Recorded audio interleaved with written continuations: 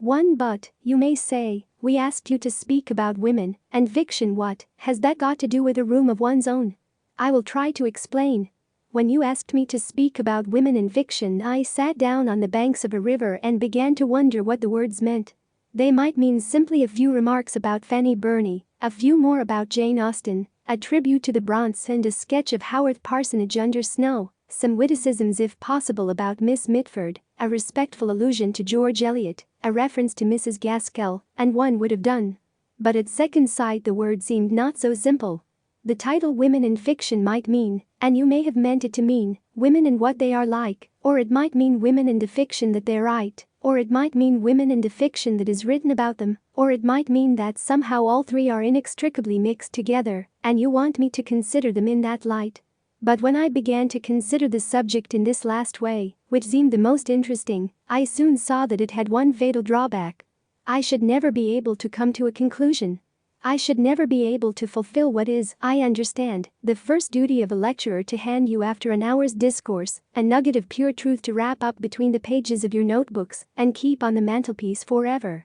All I could do was to offer you an opinion upon one minor point. A woman must have money and a room of her own if she is to write fiction, and that, as you will see, leaves the great problem of the true nature of woman and the true nature of fiction unsolved. I have shirked the duty of coming to a conclusion upon these two questions. Women and fiction remain, so far as I am concerned, unsolved problems. But in order to make some amends, I am going to do what I can to show you how I arrived at this opinion about the room and the money. I am going to develop in your presence as fully and freely as I can the train of thought which led me to think this. Perhaps if I lay bare the ideas, the prejudices, that lie behind this statement, you will find that they have some bearing upon women and some upon fiction. At any rate, when a subject is highly controversial and any question about sex is that, one cannot hope to tell the truth. One can only show how one came to hold whatever opinion one does hold. One can only give one's audience the chance of drawing their own conclusions as they observe the limitations, the prejudices, the idiosyncrasies of the speaker. Fiction here is likely to contain more truth than fact. Therefore I propose, making use of all the liberties and licenses of a novelist, to tell you the story of the 2 days that preceded my coming here, how, bowed down by the weight of the subject which you have laid upon my shoulders, I pondered it, and made it work in and out of my daily life. I need not say that what I am about to describe has no existence. Oxbridge is an invention, so is Vernon. I is only a convenient term for somebody who has no real being. Lies will flow from my lips, but there may perhaps be some truth mixed up with them. It is for you to seek out this truth, and to decide whether any part of it is worth keeping. If not, you will of course throw the whole of it into the waste paper basket, and forget all about it. Here then was I, call me Mary Beaton, Mary Seaton, Mary Carmichael, or by any name you please. It is not a matter of any importance, sitting on the banks of a river a week or two ago in fine October weather, lost in thought. That caller I have spoken of, women in fiction, the need of coming to some conclusion on a subject that raises all sorts of prejudices and passions, bowed my head to the ground. To the right and left bushes of some sort, golden and crimson, glowed with the color, even it seemed burned with the heat, of fire. On the further bank the willows wept in perpetual lamentation, their hair about their shoulders. The river reflected whatever it chose of sky and bridge and burning tree, and when the undergraduate had oared his boat through the reflections they closed again, completely, as if he had never been. There one might have sat the clock round lost in thought. Thought, to call it by a prouder name than it deserved, had let its line down into the stream. It swayed, minute after minute, hither and thither among the reflections and the weeds, letting the water lift it and sink it, until you know the little tug, the sudden conglomeration of an idea at the end of one's line. And then the cautious hulling of it in, and the careful laying of it out. Alas, laid on the grass, how small, how insignificant this thought of mine looked, the sort of fish that a good fisherman puts back into the water, so that it may grow fatter and be one day worth cooking and eating. I will not trouble you with that thought now, though if you look carefully you may find it for yourselves in the course of what I am going to say. But however small it was, it had, nevertheless, the mysterious property of its kind. Put back into the mind, it became at once very exciting and important, and as it darted and sank, and flashed hither and thither, set up such a wash and tumult of ideas that it was impossible to sit still. It was thus that I found myself walking with extreme rapidity across a grass plot. Instantly a man's figure rose to intercept me. Nor did I at first understand that the gesticulations of a curious-looking object, in a cutaway coat and evening shirt, were aimed at me. His face expressed horror and indignation. Instinct rather than reason came to my help. He was a beetle, I was a woman. This was the turf, there was the path. Only the fellows and scholars are allowed here, the gravel is the place for me. Such thoughts were the work of a moment. As I regained the path, the arms of the beetle sank, his face assumed its usual repose, and though turf is better walking than gravel, no very great harm was done. The only charge I could bring against the fellows and scholars of whatever the college might happen to be, was that in protection of their turf, which has been rolled for 300 years in succession, they had sent my little fish into hiding. What idea it had been that had sent me so audaciously trespassing I could not now remember. The spirit of peace descended like a cloud from heaven, for if the spirit of peace dwells anywhere, it is in the courts and quadrangles of Oxbridge on a fine October morning. Strolling through those colleges past those ancient halls, the roughness of the present seemed smoothed away, the body seemed contained in a miraculous glass cabinet through which no sound could penetrate, and the mind, freed from any contact with facts, unless one trespassed on the turf again, was at liberty to settle down upon whatever meditation was in harmony with the moment. As chance would have it, some stray memory of some old essay about revisiting Oxbridge in a long vacation brought Charles Lamb to mind. St. Charles, said Thackeray, putting a letter of Lamb's to his forehead. Indeed, among all the dead, I give you my thoughts as they came to me. Lamb is one of the most congenial, one to whom one would have liked to say, "Tell me then how you wrote your essays." For his essays are superior even to Max Beerbohm's, I thought, with all their perfection, because of that wild flash of imagination, that lightning crack of genius in the middle of them which leaves them flawed and imperfect, but starred with poetry. Lamb then came to Oxbridge perhaps 100 years ago. Certainly he wrote an essay, the name escapes me, about the manuscript of one of Milton's poems which he saw here. It was Lycidas perhaps, and Lamb wrote how it shocked him to think it possible that any word in Lycidas could have been different from what it is. To think of Milton changing the words in that poem seemed to him a sort of sacrilege. This led me to remember what I could of Lycidas, and to amuse myself with guessing which word it could have been that Milton had altered, and why. It then occurred to me that the very manuscript itself which Lamb had looked at was only a few hundred yards away, so that one could follow Lamb's footsteps across the quadrangle to that famous library where the treasure is kept. Moreover, I recollected, as I put this plan into execution, it is in this famous library that the manuscript of Thackeray's Esmond is also preserved. The critics often say that Esmond is Thackeray's most perfect novel. But the affectation of this style, with its imitation of the 18th century, hampers one, so far as I can remember, unless indeed the 18th century style was natural to Thackeray, a fact that one might prove by looking at the manuscript and seeing whether the alterations were for the benefit of the style or of the sense. But then one would have to decide what is style and what is meaning, a question which, but here I was actually at the door which leads into the library itself. I must have opened it, for instantly there issued, like a guardian angel, barring the way with a flutter of black gown instead of white wings, a deprecating, silvery, kindly gentleman, who regretted in a low voice as he waved me back that ladies are only admitted to the library if accompanied by a fellow of the college or furnished with a letter of introduction. That a famous library has been cursed by a woman is a matter of complete indifference to a famous library. Venerable and calm, with all its treasures safe locked within its breast, it sleeps complacently and will, so far as I am concerned, so sleep forever. Never will I wake those echoes, never will I ask for that hospitality again, I vowed as I descended the steps in anger. Still an hour remained before luncheon, and what was one to do? Stroll on the meadows? Sit by the river? Certainly it was a lovely autumn morning, the leaves were fluttering red to the ground, there was no great hardship in doing either. But the sound of music reached my ear.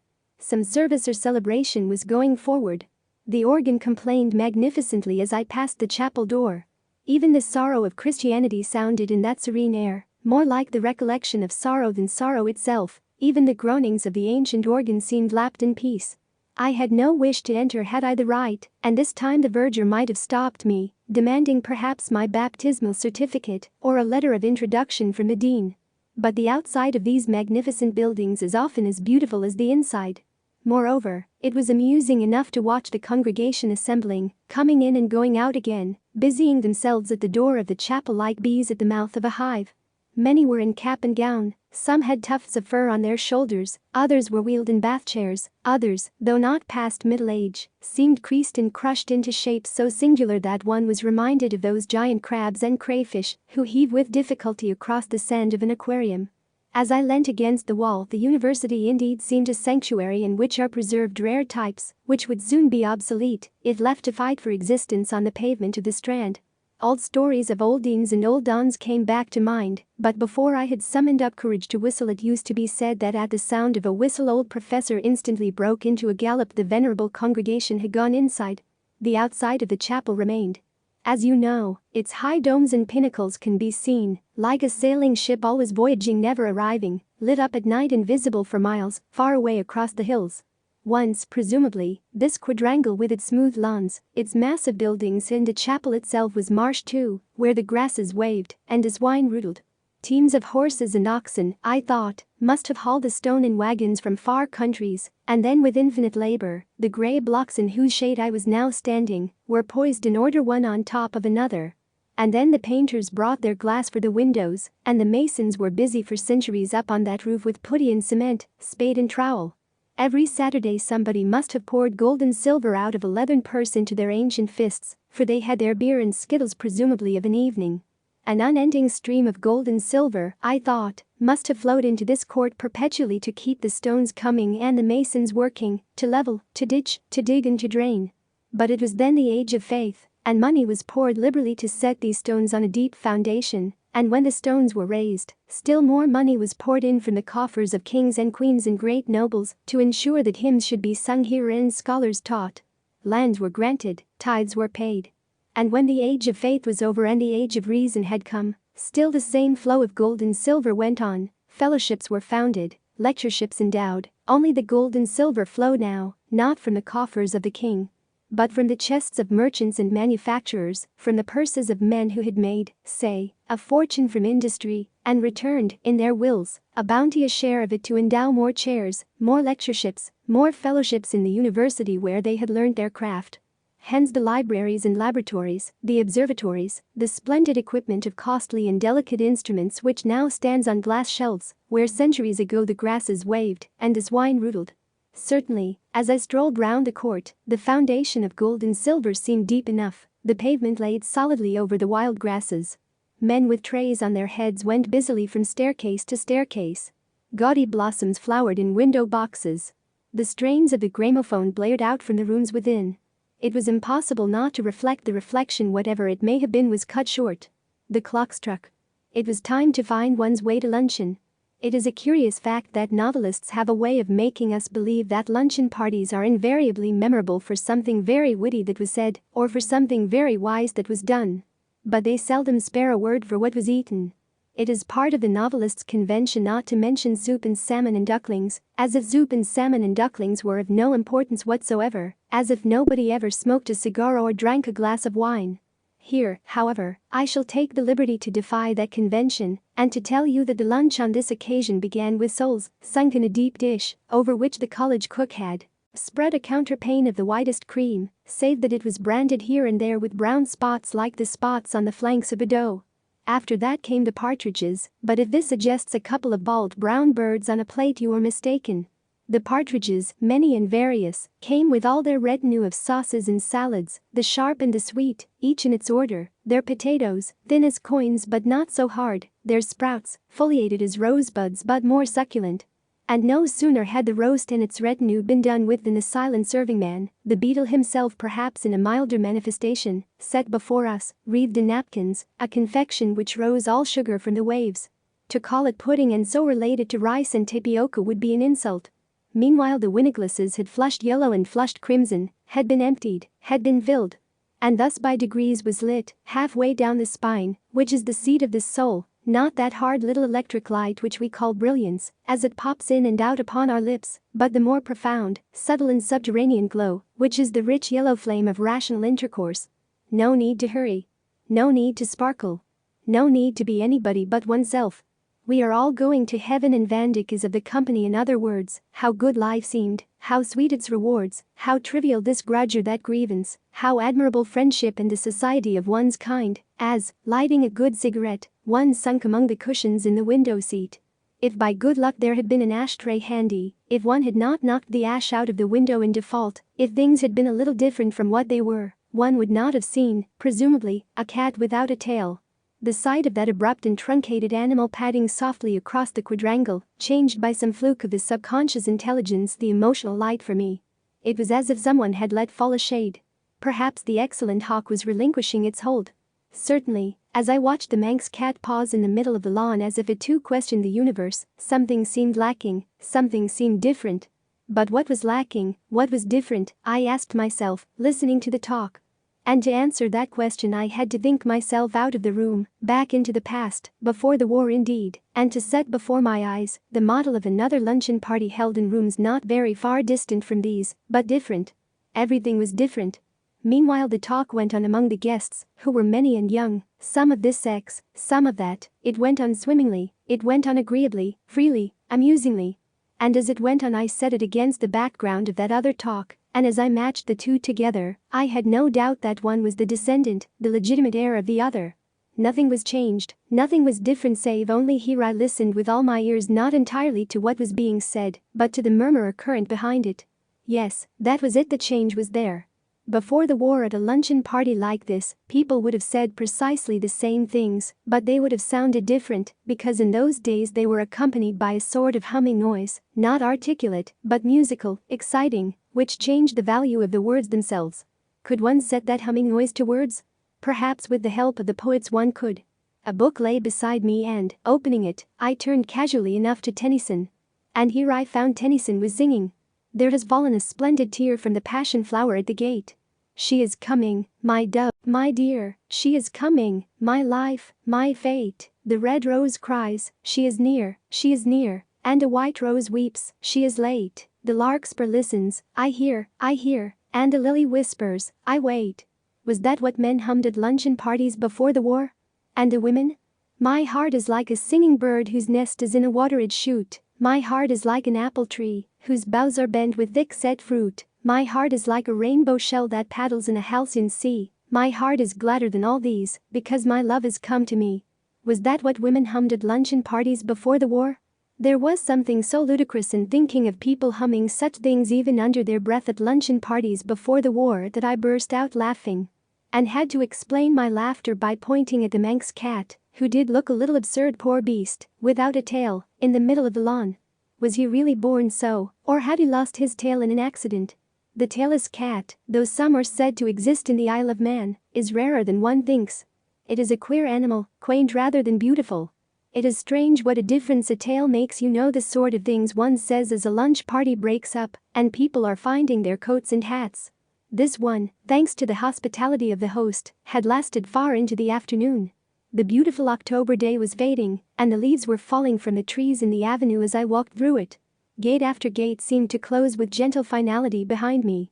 Innumerable beetles were fitting innumerable keys into well-oiled locks. The treasure house was being made secure for another night. After the avenue one comes out upon a road. I forget its name, which leads you, if you take the right turning, along to Fernham. But there was plenty of time. Dinner was not till 7:30. One could almost do without dinner after such a luncheon. It is strange how a scrap of poetry works in the mind and makes the legs move in time to it along the road. Those words, there has fallen a splendid tear from the passion flower at the gate. She is coming, my dove, my dear, sang in my blood as I stepped quickly along towards Headingley. And then, switching off into the other measure, I sang, where the waters are churned up by the weir. My heart is like a singing bird whose nest is in a watered shoot. My heart is like an apple tree. What poets, I cried aloud, as one does in the dusk, what poets they were. In a sort of jealousy, I suppose, for our own age, silly and absurd though these comparisons are, I went on to wonder if honestly, one could name two living poets now as great as Tennyson and Christina Rossetti were then. Obviously it is impossible, I thought, looking into those foaming waters, to compare them.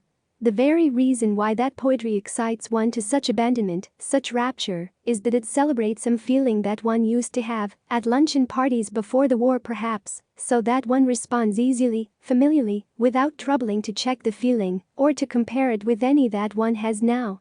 But the living poets express a feeling that is actually being made and torn out of us at the moment. One does not recognize it in the first place, often for some reason one fears it, one watches it with keenness, and compares it jealously and suspiciously with the old feeling that one knew. Hence the difficulty of modern poetry, And it is because of this difficulty that one cannot remember more than 2 consecutive lines of any good modern poet. For this reason that my memory failed me, the argument flagged for want of material. But why, I continued, moving on towards Headingley, have we stopped humming under our breath at luncheon parties? Why has Alfred ceased to sing "She is coming, my dove, my dear"? Why has Christina ceased to respond "My heart is gladder than all these, because my love has come to me"? Shall we lay the blame on the war? When the guns fired in August 1914, did the faces of men and women show so plain in each other's eyes that romance was killed? Certainly it was a shock to women in particular, with their illusions about education and so on, to see the faces of our rulers in the light of the shell fire. So ugly they looked, German, English, French, so stupid. But lay the blame where one will, on whom one will, the illusion which inspired Tennyson and Christina Rossetti to sing so passionately about the coming of their loves is far rarer now than then. One has only to read, to look, to listen, to remember. But why say blame? Why, if it was an illusion, not praise the catastrophe, whatever it was, that destroyed illusion and put truth in its place? For truth, those dots mark the spot where, in search of truth, I missed the turning up to Fernham. Yes, indeed, which was truth and which was illusion? I asked myself. What was the truth about these houses, for example, dim and festive now with their red windows in the dusk, but raw and red and squalid, with their sweets and their bootlaces, at 9 o'clock in the morning? And the willows and the river and the gardens that run down to the river, vague now with the mist stealing over them, but gold and red in the sunlight, which was the truth, which was the illusion about them? I spare you the twists and turns of my cogitations, for no conclusion was found on the road to Headingley, and I ask you to suppose that I soon found out my mistake about the turning, and retraced my steps to Fernham. As I have said already that it was an October day, I dare not forfeit your respect and imperil the fair name of fiction by changing the season and describing lilacs hanging over garden walls, crocuses, tulips and other flowers of spring. Fiction must stick to facts, and the truer the facts the better the fiction, so we are told. Therefore it was still autumn, and the leaves were still yellow and falling, if anything, a little faster than before, because it was now evening, 7:23 to be precise, and a breeze, from the southwest to be exact, had risen. But for all that there was something odd at work. My heart is like a singing bird whose nest is in a watered shoot. My heart is like an apple tree, whose boughs are bent with thick set fruit. Perhaps the words of Christina Rossetti were partly responsible for the folly of the fancy. It was nothing, of course, but a fancy that the lilac was shaking its flowers over the garden walls, and the brimstone butterflies were scudding hither and thither, and the dust of the pollen was in the air. A wind blew, from what quarter I know not, but it lifted the half-grown leaves, so that there was a flash of silver grey in the air. It was the time between the lights when colors undergo their intensification and purples and golds burn in window panes like the beat of an excitable heart, when for some reason the beauty of the world revealed, and yet soon to perish. Here I pushed into the garden, for, unwisely, the door was left open, and no beetle seemed about. The beauty of the world, which is so soon to perish, has 2 edges, one of laughter, one of anguish, cutting the heart asunder. The gardens of Fernham lay before me in the spring twilight, wild and open, and in the long grass, sprinkled and carelessly flung, were daffodils and bluebells, not orderly perhaps at the best of times, and now wind-blown and waving as they tugged at their roots. The windows of the building, curved like ship's windows among generous waves of red brick, changed from lemon to silver under the flight of the quick spring clouds. Somebody was in a hammock, somebody, but in this light they were phantoms only, half guessed, half seen, raced across the grass. Would no one stop her? And then on the terrace, as if popping out to breathe the air, to glance at the garden, came a bent figure, formidable yet humble, with her great forehead and her shabby dress. Could it be the famous scholar? Could it be herself? All was dim, yet intense too, as if the scarf which the dusk had flung over the garden were torn asunder by star or sword, the gash of some terrible reality leaping, as its way is, out of the heart of the spring. For youth, here was my soup. Dinner was being served in the great dining hall. Far from being spring, it was in fact an evening in October. Everybody was assembled in the big dining room. Dinner was ready. Here was the soup. It was a plain gravy soup. There was nothing to stir the fancy in that. One could have seen through the transparent liquid any pattern that there might have been on the plate itself. But there was no pattern. The plate was plain. Next came beef with its attendant greens and potatoes, a homely trinity, suggesting the rumps of cattle in a muddy market, and sprouts curled and yellowed at the edge, and bargaining and cheapening, and women with string bags on Monday morning. There was no reason to complain of human nature's daily food, seeing that the supply was sufficient, and coal miners doubtless were sitting down to less. Prunes and custard followed. And if anyone complains that prunes, even when mitigated by custard, are an uncharitable vegetable, fruit they are not, stringy as a miser's heart, and exuding a fluid such as might run in misers' veins, who have denied themselves wine and warmth for 80 years, and yet not given to the poor, he should reflect that there are people whose charity embraces even the prune. Biscuits and cheese came next, and here the water jug was liberally passed round, for it is the nature of biscuits to be dry, and these were biscuits to the core. That was all. The meal was over. Everybody scraped their chairs back, the swing doors swung violently to and fro, soon the hall was emptied of every sign of food, and made ready no doubt for breakfast next morning.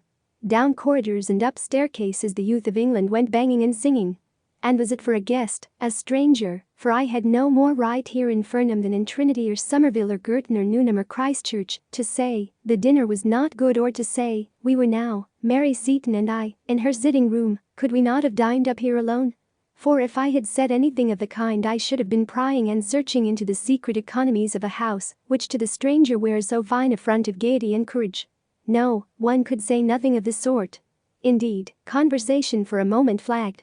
The human frame being what it is, heart, body and brain all mixed together, and not contained in separate compartments as they will be no doubt in another million years, a good dinner is of great importance to good talk. One cannot think well, love well, sleep well, if one has not dined well. The lamp in the spine does not light on beef and prunes. We are all probably going to heaven, and Van Dyck is, we hope, to meet us round the next corner. That is the dubious and qualifying state of mind that beef and prunes at the end of the day's work breed between them. Happily my friend, who taught science, had a cupboard where there was a squat bottle and little glasses, but there should have been sole and partridge to begin with, so that we were able to draw up to the fire and repair some of the damages of the day's living. In a minute or so we were slipping freely in and out among all those objects of curiosity and interest which form in the mind in the absence of a particular person, and are naturally to be discussed on coming together again. How somebody has married, another has not, one thinks this, another that, one has improved out of all knowledge, the other most amazingly gone to the bad, with all those speculations upon human nature and the character of the amazing world we live in, which spring naturally from such beginnings. While these things were being said, however, I became shamefacedly aware of a current setting in of its own accord and carrying everything forward to an end of its own. One might be talking of Spain or Portugal, a book or racehorse, but the real interest of whatever was said was none of those things, but a scene of masons on a high roof some 5 centuries ago. Kings and nobles brought treasure in huge sacks and poured it under the earth. This scene was forever coming alive in my mind and placing itself by another of lean cows and a muddy market and withered greens, and the stringy hearts of old men. These two pictures, disjointed and disconnected and nonsensical as they were forever coming together and combating each other, and had me entirely at their mercy. The best course, unless the whole talk was to be distorted, was to expose what was in my mind to the air, when with good luck, it would fade and crumble like the head of the dead king when they opened the coffin at Windsor. Briefly, then, I told Miss Seaton about the masons who had been all those years on the roof of the chapel, and about the kings and queens and nobles bearing sacks of gold and silver on their shoulders, which they shoveled into the earth, and then how the great financial magnates of our own time came and laid checks and bonds, I suppose, where the others had laid ingots and rough lumps of gold. All that lies beneath the colleges down there, I said. But this college, where we are now sitting, what lies beneath its gallant red brick, and the wild unkempt grasses of the garden? What force is behind that plain china off which we dined? And, here it popped out of my mouth, before I could stop it, the beef, the custard and the prunes. Well, said Mary Seaton, about the year 1860. Oh, but you know the story, she said, bored, I suppose, by the recital. And she told me rooms were hired. Committees met. Envelopes were addressed. Circulars were drawn up.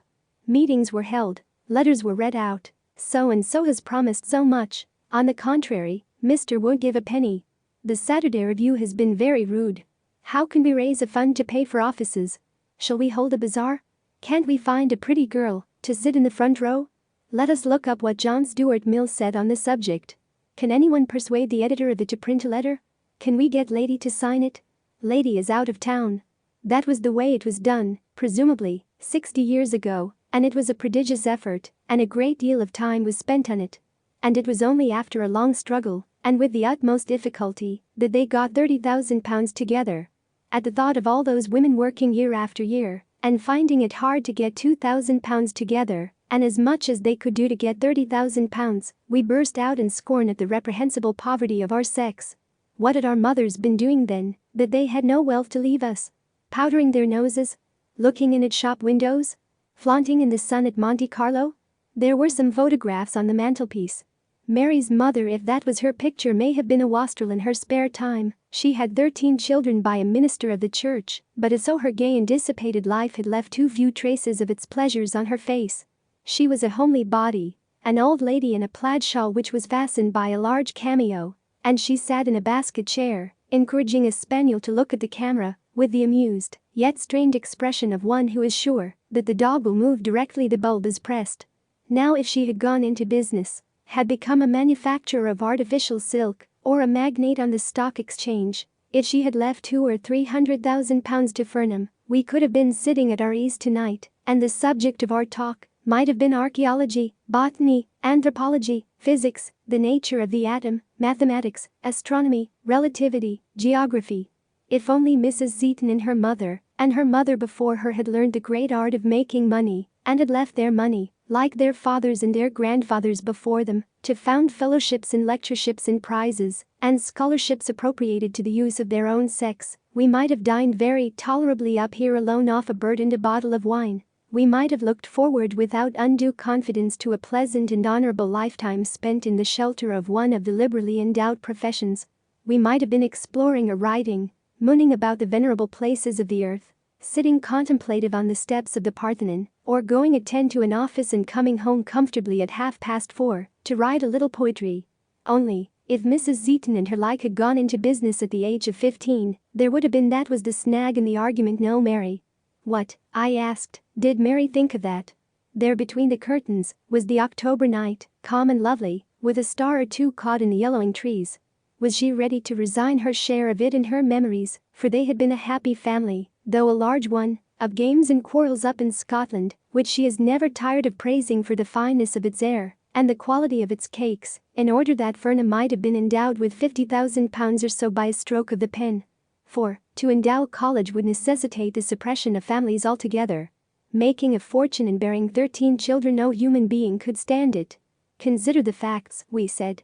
First there are 9 months before the baby is born. Then the baby is born. Then there are 3 or 4 months spent in feeding the baby. After the baby is fed there are certainly 5 years spent in playing with the baby. You cannot, it seems, let children run about the streets. People who have seen them running wild in Russia say that the sight is not a pleasant one. People say, too, that human nature takes its shape in the years between 1 and 5.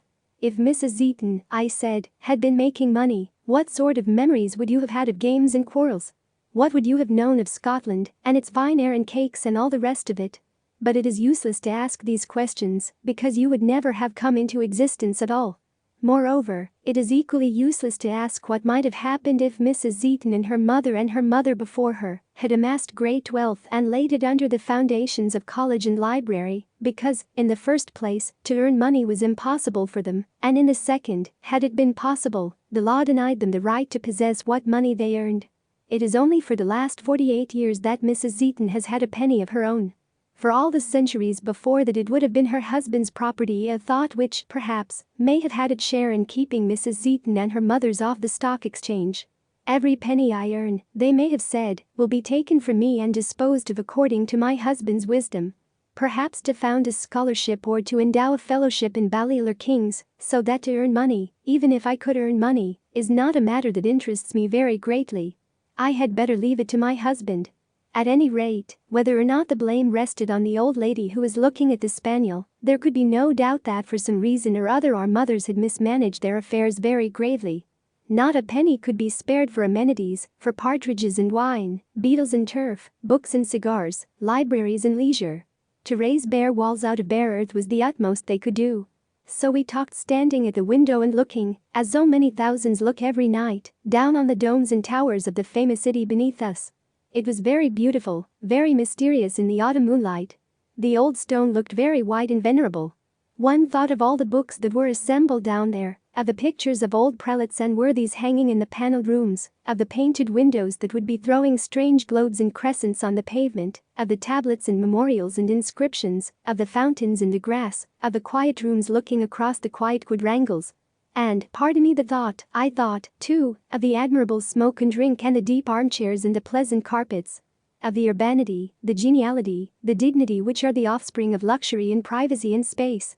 Certainly our mothers had not provided us with anything comparable to all this, our mothers who found it difficult to scrape together £30,000, our mothers who bore 13 children to ministers of religion at St. Andrews. So I went back to my inn, and as I walked through the dark streets I pondered this and that, as one does at the end of the day's work. I pondered why it was that Mrs. Seaton had no money to leave us, and what effect poverty has on the mind, and what effect wealth has on the mind, and I thought of the queer old gentlemen I had seen that morning with tufts of fur upon their shoulders, and I remembered how if one whistled one of them ran, and I thought of the organ booming in the chapel and of the shut doors of the library, and I thought how unpleasant it is to be locked out, and I thought how it is worse, perhaps, to be locked in, and, thinking of the safety and prosperity of the one sex, and of the poverty and insecurity of the other, and of the effect of tradition, and of the lack of tradition upon the mind of a writer, I thought at last that it was time to roll up the crumpled skin of the day, with its arguments and its impressions and its anger and its laughter, and cast it into the hedge. 1,000 stars were flashing across the blue wastes of the sky. One seemed alone with an inscrutable society. All human beings were laid asleep, prone, horizontal, dumb. Nobody seemed stirring in the streets of Oxbridge. Even the door of the hotel sprang open at the touch of an invisible hand. Not a boots was sitting up to light me to bed, it was so late. Was sitting up to light me to bed, it was so late. Was sitting up to light me to bed, it was so late. Too, the scene, if I may ask you to follow me, was now changed. The leaves were still falling, but in London now, not Oxbridge, and I must ask you to imagine a room, like many thousands, with a window looking across people's hats and vans and motor cars to other windows, and on the table inside the room, a blank sheet of paper on which was written in large letters women and fiction, but no more. The inevitable sequel to lunching and dining at Oxbridge seemed, unfortunately, to be a visit to the British Museum. One must strain off what was personal and accidental in all these impressions, and so reach the pure fluid, the essential oil of truth. For that visit to Oxbridge and the luncheon and the dinner had started a swarm of questions. Why did men drink wine and women water? Why was one sex so prosperous and the other so poor? What effect has poverty on fiction? What conditions are necessary for the creation of works of art? 1,000 questions at once suggested themselves. But one needed answers, not questions, and an answer was only to be had by consulting the learned and the unprejudiced, who have removed themselves above the strife of tongue and the confusion of body, and issued the result of their reasoning and research in books, which are to be found in the British Museum. If truth is not to be found on the shelves of the British Museum, where, I asked myself, picking up a notebook and a pencil, is truth? Thus provided, thus confident and inquiring, I set out in the pursuit of truth. The day, though not actually wet, was dismal, and the streets in the neighborhood of the museum were full of open coal holes, down which sacks were showering, four-wheeled cabs were drawing up and depositing on the pavement, corded boxes containing, presumably, the entire wardrobe of some Swiss or Italian family seeking fortune or refuge or some other desirable commodity, which is to be found in the boarding houses of Bloomsbury in the winter. The usual hoarse-voiced men paraded the streets with plants on barrows. Some shouted, others sang. London was like a workshop. London was like a machine. We were all being shot backwards and forwards on this plain foundation to make some pattern. The British Museum was another department of the factory. The swing doors swung open, and there one stood under the vast dome, as if one were a thought in a huge bald forehead, which is so splendidly encircled by a band of famous names. One went to the counter, one took a slip of paper, one opened a volume of the catalogue, and the 5 dots here indicate 5 separate minutes of stupefaction, wonder and bewilderment. Have you any notion of how many books are written about women in the course of 1 year? Have you any notion how many are written by men? Are you aware that you are, perhaps, the most discussed animal in the universe? Here had I come with a notebook and a pencil proposing to spend a morning reading, supposing that at the end of the morning I should have transferred the truth to my notebook.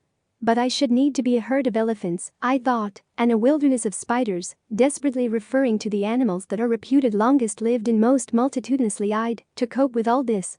I should need claws of steel and beak of brass even to penetrate the husk.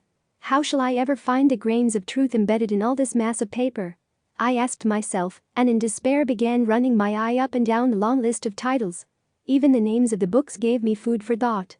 Sex in its nature might well attract doctors and biologists, but what was surprising and difficult of explanation was the fact that sex woman, that is to say also, attracts agreeable essayists, light-fingered novelists, young men who have taken the MA degree, men who have taken no degree, men who have no apparent qualification save that they are not women. Some of these books were, on the face of it, frivolous and facetious, but many, on the other hand, were serious and prophetic, moral and hortatory.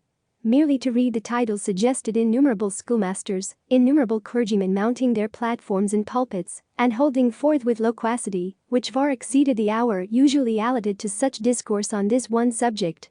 It was a most strange phenomenon, and apparently here I consulted the letter M1 confined to the male sex. Women do not write books about men, a fact that I could not help welcoming with relief, for if I had first to read all that men have written about women, then all that women have written about men, the aloe that flowers once in 100 years would flower twice before I could set pen to paper. So, making a perfectly arbitrary choice of a dozen volumes or so, I sent my slips of paper to lie in a wire tray and waited in my stall among the other seekers for the essential oil of truth. What could be the reason, then, of this curious disparity, I wondered, drawing cartwheels on the slips of paper provided by the British taxpayer for other purposes. Why are women, judging from this catalogue, so much more interesting to men than men are to women? A very curious fact it seemed, and my mind wandered to picture the lives of men who spend their time in writing books about women, whether they were old or young, married or unmarried, red-nosed or humpbacked. Anyhow, it was flattering, vaguely, to feel oneself the object of such attention, provided that it was not entirely bestowed by the crippled and the infirm, so I pondered until all such frivolous thoughts were ended by an avalanche of books sliding down onto the desk in front of me. Now the trouble began. The student who has been trained in research at Oxbridge has no doubt some method of shepherding his question past all distractions till it runs into his answer as a sheep runs into its pen. The student by my side, for instance, who was copying assiduously from a scientific manual, was, I felt sure, extracting pure nuggets of the essential ore every 10 minutes or so. His little grunts of satisfaction indicated so much. But if, unfortunately, one has had no training in a university, the question, far from being shepherded to its pen, flies like a frightened flock hither and thither, helter-skelter, pursued by a whole pack of hounds. Professors, schoolmasters, sociologists, clergymen, novelists, essayists, journalists, men who had no qualification save that they were not women, chased my simple and single question, why are some women poor? Until it became 50 questions, until the 50 questions leapt frantically into midstream and were carried away. Every page in my notebook was scribbled over with notes. To show the state of mind I was in, I will read you a few of them, explaining that the page was headed quite simply, Women and Poverty, in block letters, but what followed was something like this. Condition in Middle Ages of, habits in the Fiji Islands of, worshipped as goddesses by, weaker in moral sense than, idealism of, greater conscientiousness of, South Sea Islanders, age of puberty among, attractiveness of, offered as sacrifice to, small size of brain of, profounder subconsciousness of, less hair on the body of, mental, moral and physical inferiority of, love of children of, greater length of life of, weaker muscles of, strength of affections of, vanity of, higher education of, Shakespeare's opinion of, Lord Birkenhead's opinion of, Dean Inga's opinion of, Le Brier's opinion of, Dr. Johnson's opinion of, Mr. Oscar Browning's opinion of. Here I drew breath and added, indeed, in the margin, why does Samuel Butler say, wise men never say what they think of women? Wise men never say anything else apparently. But, I continued, leaning back in my chair and looking at the vast dome in which I was a single, but by now somewhat harassed thought, what is so unfortunate is that wise men never think the same thing about women. Here is Pope. Most women have no character at all. And here is Le Brier. Les femmes sont extremes, elles sont milers ou pires que les hommes, a direct contradiction by keen observers who were contemporary. Are they capable of education or incapable? Napoleon thought them incapable. Dr. Johnson thought the opposite. Have they souls or have they not souls? Some savages say they have none. Others, on the contrary, maintain that women are half divine and worship them on that account. Some sages hold that they are shallower in the brain, others that they are deeper in the consciousness. Goethe honored them, Mussolini despises them. Wherever one looked, men thought about women and thought differently. It was impossible to make head or tail of it all, I decided, glancing with envy at the reader next door, who was making the neatest abstracts, headed often with an A or a B or a C, while my own notebook rioted with the wildest scribble of contradictory jottings. It was distressing, it was bewildering, it was humiliating. Truth had run through my fingers. Every drop had escaped. I could not possibly go home, I reflected, and add as a serious contribution to the study of women in fiction that women have less hair on their bodies than men, or that the age of puberty among the South Sea Islanders is 9 or is it 90. Even the handwriting had become in its distraction indecipherable. It was disgraceful to have nothing more weighty or respectable to show after a whole morning's work. And if I could not grasp the truth about W, as for brevity's sake I had come to call her in the past, why bother about W in the future? It seemed pure waste of time to consult all those gentlemen who specialize in woman and her effect on whatever it may be, politics, children, wages, morality, numerous and learned as they are. One might as well leave their books unopened. But while I pondered, I had unconsciously, in my listlessness, in my desperation, been drawing a picture where I should, like my neighbor, have been writing a conclusion. I had been drawing a face, a figure. It was the face and a figure of Professor Von X engaged in writing his monumental work entitled The Mental, Moral, and Physical Inferiority of the Female Sex. He was not in my picture a man attractive to women. He was heavily built, he had a great jowl, to balance that he had very small eyes, he was very red in the face. His expression suggested that he was laboring under some emotion that made him jab his pen on the paper, as if he were killing some noxious insect as he wrote, but even when he had killed it, that did not satisfy him, he must go on killing it, and even so, some cause for anger and irritation remained. Could it be his wife, I asked, looking at my picture? Was she in love with a cavalry officer? Was the cavalry officer slim and elegant and dressed in astrakhan? Had he been laughed at, to adopt the Freudian theory, in his cradle by a pretty girl? For even in his cradle the professor, I thought, could not have been an attractive child.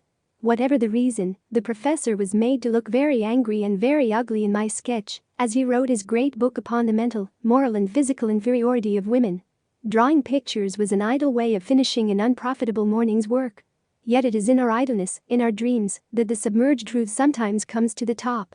A very elementary exercise in psychology, not to be dignified by the name of psychoanalysis, showed me, on looking at my notebook, that the sketch of the angry professor had been made in anger. Anger had snatched my pencil while I dreamt. But what was anger doing there? Interest, confusion, amusement, boredom, all these emotions I could trace and name as they succeeded each other throughout the morning. Had anger, the black snake, been lurking among them? Yes, said the sketch, anger had. It referred me unmistakably to the one book, to the one phrase, which had roused the demon. It was the professor's statement about the mental, moral and physical inferiority of women. My heart had leapt. My cheeks had burnt. I had flushed with anger. There was nothing specially remarkable, however foolish, in that. One does not like to be told that one is naturally the inferior of a little man. I looked at the student next me who breathes hard, wears a ready-made tie, and has not shaved this fortnight. One has certain foolish vanities. It is only human nature, I reflected, and began drawing cartwheels and circles over the angry professor's face, till he looked like a burning bush or a flaming comet, anyhow, an apparition without human semblance or significance. The professor was nothing now but a faggot burning on the top of Hampstead Heath. Soon my own anger was explained and done with, but curiosity remained. How explain the anger of the professors? Why were they angry? For when it came to analyzing the impression left by these books, there was always an element of heat. This heat took many forms. It showed itself in satire, in sentiment, in curiosity, in reprobation. But there was another element which was often present and could not immediately be identified. Anger, I called it. But it was anger that had gone underground and mixed itself with all kinds of other emotions. To judge from its odd effects, it was anger disguised and complex, not anger simple and open. Whatever the reason, all these books, I thought, surveying the pile on the desk, are worthless for my purposes. They were worthless scientifically, that is to say, though humanly they were full of instruction, interest, boredom, and very queer facts about the habits of the Fiji Islanders. They had been written in the red light of emotion, and not in the white light of truth. Therefore they must be returned to the central desk and restored each to his own cell in the enormous honeycomb. All that I had retrieved from that morning's work had been the one fact of anger. The professors, I lumped them together, thus were angry. But why, I asked myself, having returned the books, why, I repeated, standing under the colonnade among the pigeons in the prehistoric canoes, why are they angry? And, asking myself this question, I strolled off to find a place for luncheon. What is the real nature of what I call for the moment their anger? I asked. Here was a puzzle that would last all the time that it takes to be served with food in a small restaurant somewhere near the British Museum. Some previous luncher had left the lunch edition of the evening paper on a chair, and, waiting to be served, I began idly reading the headlines. A ribbon of very large letters ran across the page. Somebody had made a big score in South Africa. Lesser ribbons announced that Sir Austen Chamberlain was at Geneva. A meat axe with human hair on it had been found in a cellar. Mr. Justice commented in the divorce courts upon the shamelessness of women. Sprinkled about the paper were other pieces of news. A film actress had been lowered from a peak in California and hung suspended in mid-air. The weather was going to be foggy. The most transient visitor to this planet, I thought, who picked up this paper, could not fail to be aware, even from this scattered testimony, that England is under the rule of a patriarchy. Nobody in their senses could fail to detect the dominance of the professor. His was the power and the money and the influence. He was the proprietor of the paper and its editor and sub-editor. He was the foreign secretary and the judge. He was the cricketer, he owned the racehorses and the yachts. He was the director of the company that pays 200% to its shareholders. He left millions to charities and colleges that were ruled by himself. He suspended the film actress in mid-air. He will decide if the hair on the meat axe is human. He it is who will acquit or convict the murderer and hang him or let him go free. With the exception of the fog, he seemed to control everything. Yet he was angry. I knew that he was angry by this token. When I read what he wrote about women, I thought, not of what he was saying, but of himself. When an arguer argues dispassionately, he thinks only of the argument, and the reader cannot help thinking of the argument too. If he had written dispassionately about women, had used indisputable proofs to establish his argument, and had shown no trace of wishing that the result should be one thing rather than another, one would not have been angry either. One would have accepted the fact, as one accepts the fact that a pea is green or a canary yellow. So be it, I should have said. But I had been angry because he was angry. Yet it seemed absurd, I thought, turning over the evening paper, that a man with all this power should be angry. Or is anger, I wondered, somehow, the familiar, the attendant's pride on power? Rich people, for example, are often angry because they suspect that the poor want to seize their wealth. The professors, or patriarchs, as it might be more accurate to call them, might be angry for that reason partly, but partly for one that lies a little less obviously on the surface. Possibly they were not angry at all. Often, indeed, they were admiring, devoted, exemplary in the relations of private life. Possibly when the professor insisted a little too emphatically upon the inferiority of women, he was concerned not with their inferiority, but with his own superiority. That was what he was protecting rather hot-headedly and with too much emphasis, because it was a jewel to him of the rarest price. Life for both sexes, and I looked at them, shouldering their way along the pavement, is arduous, difficult, a perpetual struggle. It calls for gigantic courage and strength. More than anything, perhaps, creatures of illusion as we are, it calls for confidence in oneself. Without self-confidence we are as babes in the cradle. And how can we generate this imponderable quality, which is yet so invaluable, most quickly? By thinking that other people are inferior to oneself. By feeling that one has some innate superiority, it may be wealth or rank, a straight nose, or the portrait of a grandfather by Romney, for there is no end to the pathetic devices of the human imagination over other people. Hence the enormous importance to a patriarch who has to conquer, who has to rule, of feeling that great numbers of people, half the human race indeed, are by nature inferior to himself. It must indeed be one of the chief sources of his power. But let me turn the light of this observation on to real life, I thought. Does it help to explain some of those psychological puzzles that one notes in the margin of daily life? Does it explain my astonishment of the other day when Z, most humane, most modest of men, taking up some book by Rebecca West and reading a passage in it, exclaimed, "The errant feminist. She says that men are snobs." The exclamation, to me so surprising, for why was Miss West an errant feminist for making a possibly true if uncomplimentary statement about the other sex? Was not merely the cry of wounded vanity, it was a protest against some infringement of his power to believe in himself. Women have served all these centuries as looking glasses possessing the magic and delicious power of reflecting the figure of man at twice its natural size. Without that power, probably the earth would still be swamp and jungle. The glories of all our wars would be unknown. We should still be scratching the outlines of deer on the remains of mutton bones and bartering flints for sheepskins or whatever simple ornament took our unsophisticated taste. Supermen and fingers of destiny would never have existed. The Tsar and the Kaiser would never have worn crowns or lost them. Whatever may be their use in civilized societies, mirrors are essential to all violent and heroic action. That is why Napoleon and Mussolini both insist so emphatically upon the inferiority of women, for if they were not inferior, they would cease to enlarge. That serves to explain in part the necessity that women so often are to men. And it serves to explain how restless they are under her criticism, how impossible it is for her to say to them this book is bad, this picture is feeble, or whatever it may be, without giving far more pain and rousing far more anger than a man would do who gave the same criticism. For if she begins to tell the truth, the figure in the looking-glass shrinks, his fitness for life is diminished. How is he to go on giving judgment, civilizing natives, making laws, writing books, dressing up and speechifying at banquets, unless he can see himself at breakfast and at dinner at least twice the size he really is? So I reflected, crumbling my bread and stirring my coffee and now and again looking at the people in the street. The looking-glass vision is of supreme importance because it charges the vitality, it stimulates the nervous system. Take it away and man may die, like the drug fiend deprived of his cocaine. Under the spell of that illusion, I thought, looking out of the window, half the people on the pavement are striding to work. They put on their hats and coats in the morning under its agreeable rays. They start the day confident, braced, believing themselves desired at Miss Smith's tea party. They say to themselves as they go into the room, I am the superior of half the people here, and it is thus that they speak with that self-confidence, that self-assurance, which have had such profound consequences in public life and lead to such curious notes in the margin of the private mind. But these contributions to the dangerous and fascinating subject of the psychology of the other sex, it is one, I hope, that you will investigate when you have 500 a year of your own, were interrupted by the necessity of paying the bill. It came to 5 shillings and 9 pence. I gave the waiter a 10-shilling note, and he went to bring me change. There was another 10-shilling note in my purse. I noticed it, because it is a fact that still takes my breath away, the power of my purse to breed 10-shilling notes automatically. I open it and there they are.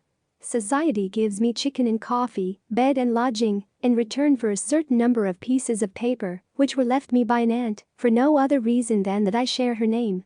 My aunt, Mary Beaton, I must tell you, died by a fall from her horse when she was riding out to take the air in Bombay. The news of my legacy reached me one night about the same time that the act was passed that gave votes to women. A solicitor's letter fell into the post box, and when I opened it, I found that she had left me £500 a year forever. Of the two, the vote and the money I own, seemed infinitely the more important. Before that I had made my living by cadging odd jobs for newspapers, by reporting a donkey show here or a wedding there. I had earned a few pounds by addressing envelopes, reading to old ladies, making artificial flowers, teaching the alphabet to small children in a kindergarten. Such were the chief occupations that were open to women before 1918. I need not, I am afraid, describe in any detail the hardness of the work, for you know perhaps women who have done it, nor the difficulty of living on the money when it was earned, for you may have tried. But what still remains with me is a worse infliction than either was the poison of fear and bitterness which those days bred in me. To begin with, always to be doing work that one did not wish to do, and to do it like a slave, flattering and fawning, not always necessarily perhaps, but it seemed necessary, and the stakes were too great to run risks, and then the thought of that one gift which it was death to hide, a small one, but dear to the possessor, perishing, and with it myself, my soul, all this became like a rust eating away the bloom of the spring, destroying the tree at its heart. However, as I say, my aunt died. And whenever I change a 10-shilling note, a little of that rust and corrosion is rubbed off, fear and bitterness go. Indeed, I thought, slipping the silver into my purse, it is remarkable, remembering the bitterness of those days, what a change of temper a fixed income will bring about. No force in the world can take from me my £500. Food, house and clothing are mine forever. Therefore not merely do effort and labor cease, but also hatred and bitterness. I need not hate any man, he cannot hurt me. I need not flatter any man, he has nothing to give me. So imperceptibly I found myself adopting a new attitude towards the other half of the human race. It was absurd to blame any class or any sex, as a whole. Great bodies of people are never responsible for what they do. They are driven by instincts which are not within their control. They too, the patriarchs, the professors, had endless difficulties, terrible drawbacks to contend with. Their education had been in some ways as faulty as my own. It had bred in them defects as great. True, they had money and power, but only at the cost of harboring in their breasts an eagle, a vulture, forever tearing the liver out and plucking at the lungs the instinct for possession, the rage for acquisition which drives them to desire other people's fields and goods perpetually, to make frontiers and flags, battleships and poison gas, to offer up their own lives and their children's lives. Walk through the Admiralty Arch, I had reached that monument, or any other avenue given up to trophies and cannon, and reflect upon the kind of glory celebrated there. Or watch in the spring sunshine the stockbroker and the great barrister going indoors to make money and more money and more money, when it is a fact that £500 a year will keep one alive in the sunshine. These are unpleasant instincts to harbor, I reflected. They are bred of the conditions of life, of the lack of civilization, I thought, looking at the statue of the Duke of Cambridge, and in particular at the feathers in his cocked hat, with a fixity that they have scarcely ever received before. And, as I realized these drawbacks, by degrees fear and bitterness modified themselves into pity and toleration, and then in a year or two, pity and toleration went, and the greatest release of all came, which is freedom to think of things in themselves. That building, for example, do I like it or not? Is that picture beautiful or not? Is that in my opinion a good book or a bad? Indeed, my aunt's legacy unveiled the sky to me, and substituted for the large and imposing figure of a gentleman, which Milton recommended for my perpetual adoration, a view of the open sky. So thinking, so speculating, I found my way back to my house by the river. Lamps were being lit, and an indescribable change had come over London since the morning hour. It was as if the great machine, after laboring all day, had made with our help a few yards of something very exciting and beautiful, a fiery fabric flashing with red eyes, a tawny monster roaring with hot breath. Even the wind seemed flung like a flag as it lashed the houses and rattled the hoardings. In my little street, however, domesticity prevailed. The house painter was descending his ladder, the nursemaid was wheeling the perambulator carefully in and out back to nursery tea, the coal heaver was folding his empty sacks on top of each other, the woman who keeps the greengrocer's shop was adding up the day's takings with her hands in red mittens. But so engrossed was I with the problem you have laid upon my shoulders that I could not see even these usual sights without referring them to one center. I thought how much harder it is now than it must have been even a century ago to say which of these employments is the higher, the more necessary. Is it better to be a coal heaver or a nursemaid? Is the charwoman who has brought up 8 children of less value to the world than the barrister who has made £100,000? It is useless to ask such questions, for nobody can answer them. Not only do the comparative values of charwomen and lawyers rise and fall from decade to decade, but we have no rods with which to measure them even as they are at the moment. I had been foolish to ask my professor to furnish me with indisputable proofs of this or that in his argument about women. Even if one could state the value of any one gift at the moment, those values will change. In a century's time, very possibly they will have changed completely. Moreover, in 100 years, I thought, reaching my own doorstep, women will have ceased to be the protected sex. Logically, they will take part in all the activities and exertions that were once denied them. The nursemaid will heave coal. The shopwoman will drive an engine. All assumptions founded on the facts observed when women were the protected sex will have disappeared as, for example, hear a squad of soldiers march down the street, that women and clergymen and gardeners live longer than other people. Remove that protection, expose them to the same exertions and activities, make them soldiers and sailors and engine drivers and dock laborers, and will not women die off so much younger, so much quicker, than men that one will say, I saw a woman today, as one used to say, I saw an aeroplane. Anything may happen when womanhood has ceased to be a protected occupation, I thought, opening the door. But what bearing has all this upon the subject of my paper, Women and Fiction? I asked, going indoors. 3. It was disappointing not to have brought back in the evening some important statement, some authentic fact. Women are poorer than men because this or that. Perhaps now it would be better to give up seeking for the truth and receiving on one's head an avalanche of opinion hot as lava, discolored as dish water. It would be better to draw the curtains, to shut out distractions, to light the lamp, to narrow the enquiry and to ask the historian, who records not opinions but facts, to describe under what conditions women lived, not throughout the ages, but in England, say, in the time of Elizabeth. For it is a perennial puzzle why no woman wrote a word of that extraordinary literature when every other man, it seemed, was capable of song or sonnet. What were the conditions in which women lived? I asked myself, for fiction, imaginative work that is not dropped like a pebble upon the ground, as science may be. Fiction is like a spider's web, attached ever so lightly perhaps, but still attached to life at all four corners. Often the attachment is scarcely perceptible. Shakespeare's plays, for instance, seem to hang there complete by themselves. But when the web is pulled askew, hooked up at the edge, torn in the middle, one remembers that these webs are not spun in mid-air by incorporeal creatures, but are the work of suffering human beings, and are attached to grossly material things, like health and money and the houses we live in. I went, therefore, to the shelf where the histories stand and took down one of the latest, Professor Trevelyan's History of England. Once more I looked up women, found position of and turned to the pages indicated. Wife-beating, I read, was a recognized right of man, and was practiced without shame by high as well as low. Similarly, the historian goes on, the daughter who refused to marry the gentleman of her parents' choice was liable to be locked up, beaten and flung about the room, without any shock being inflicted on public opinion. Marriage was not an affair of personal affection, but of family avarice, particularly in the chivalrous upper class. Betrothal often took place while one or both of the parties was in the cradle, and marriage when they were scarcely out of the nurse's charge.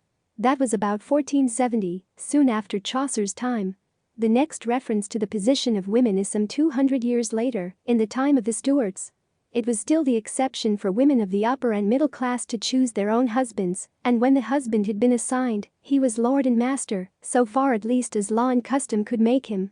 Yet even so, Professor Trevelyan concludes, neither Shakespeare's women nor those of authentic 17th-century memoirs, like the Verneys and the Hutchinsons, seem wanting in personality and character.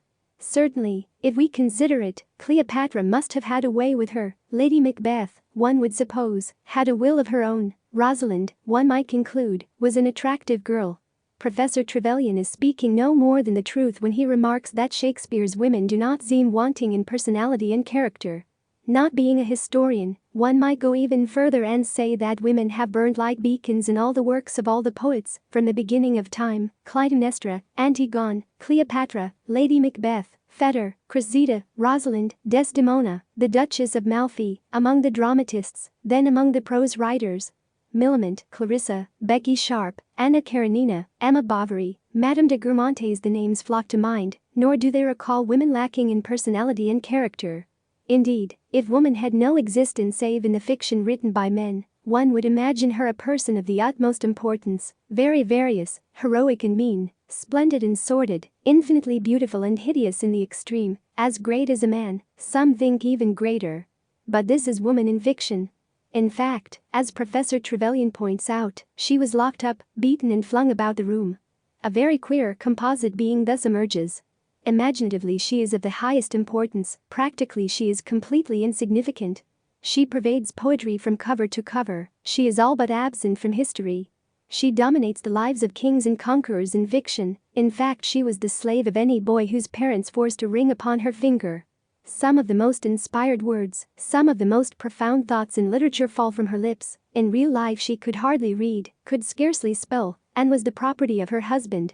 It was certainly an odd monster that one made up by reading the historians first, and the poets afterwards, a worm winged like an eagle, the spirit of life and beauty in a kitchen chopping up suet. But these monsters, however amusing to the imagination, have no existence in fact.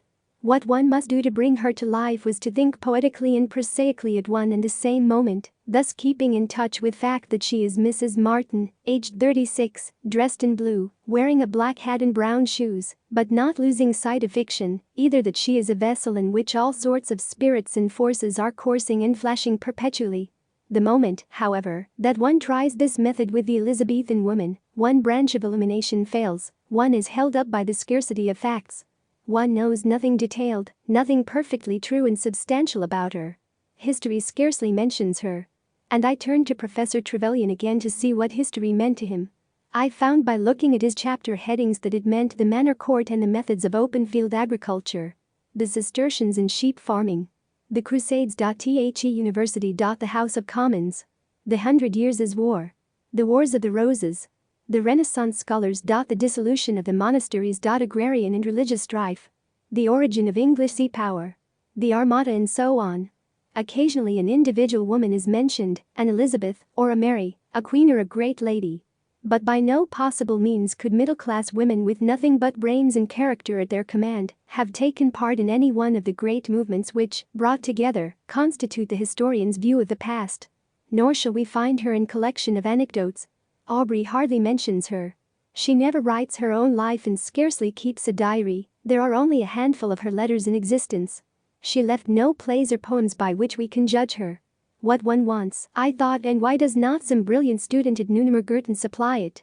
Is a mass of information. At what age did she marry? How many children had she as a rule? What was her house like? Had she a room to herself? Did she do the cooking? Would she be likely to have a servant?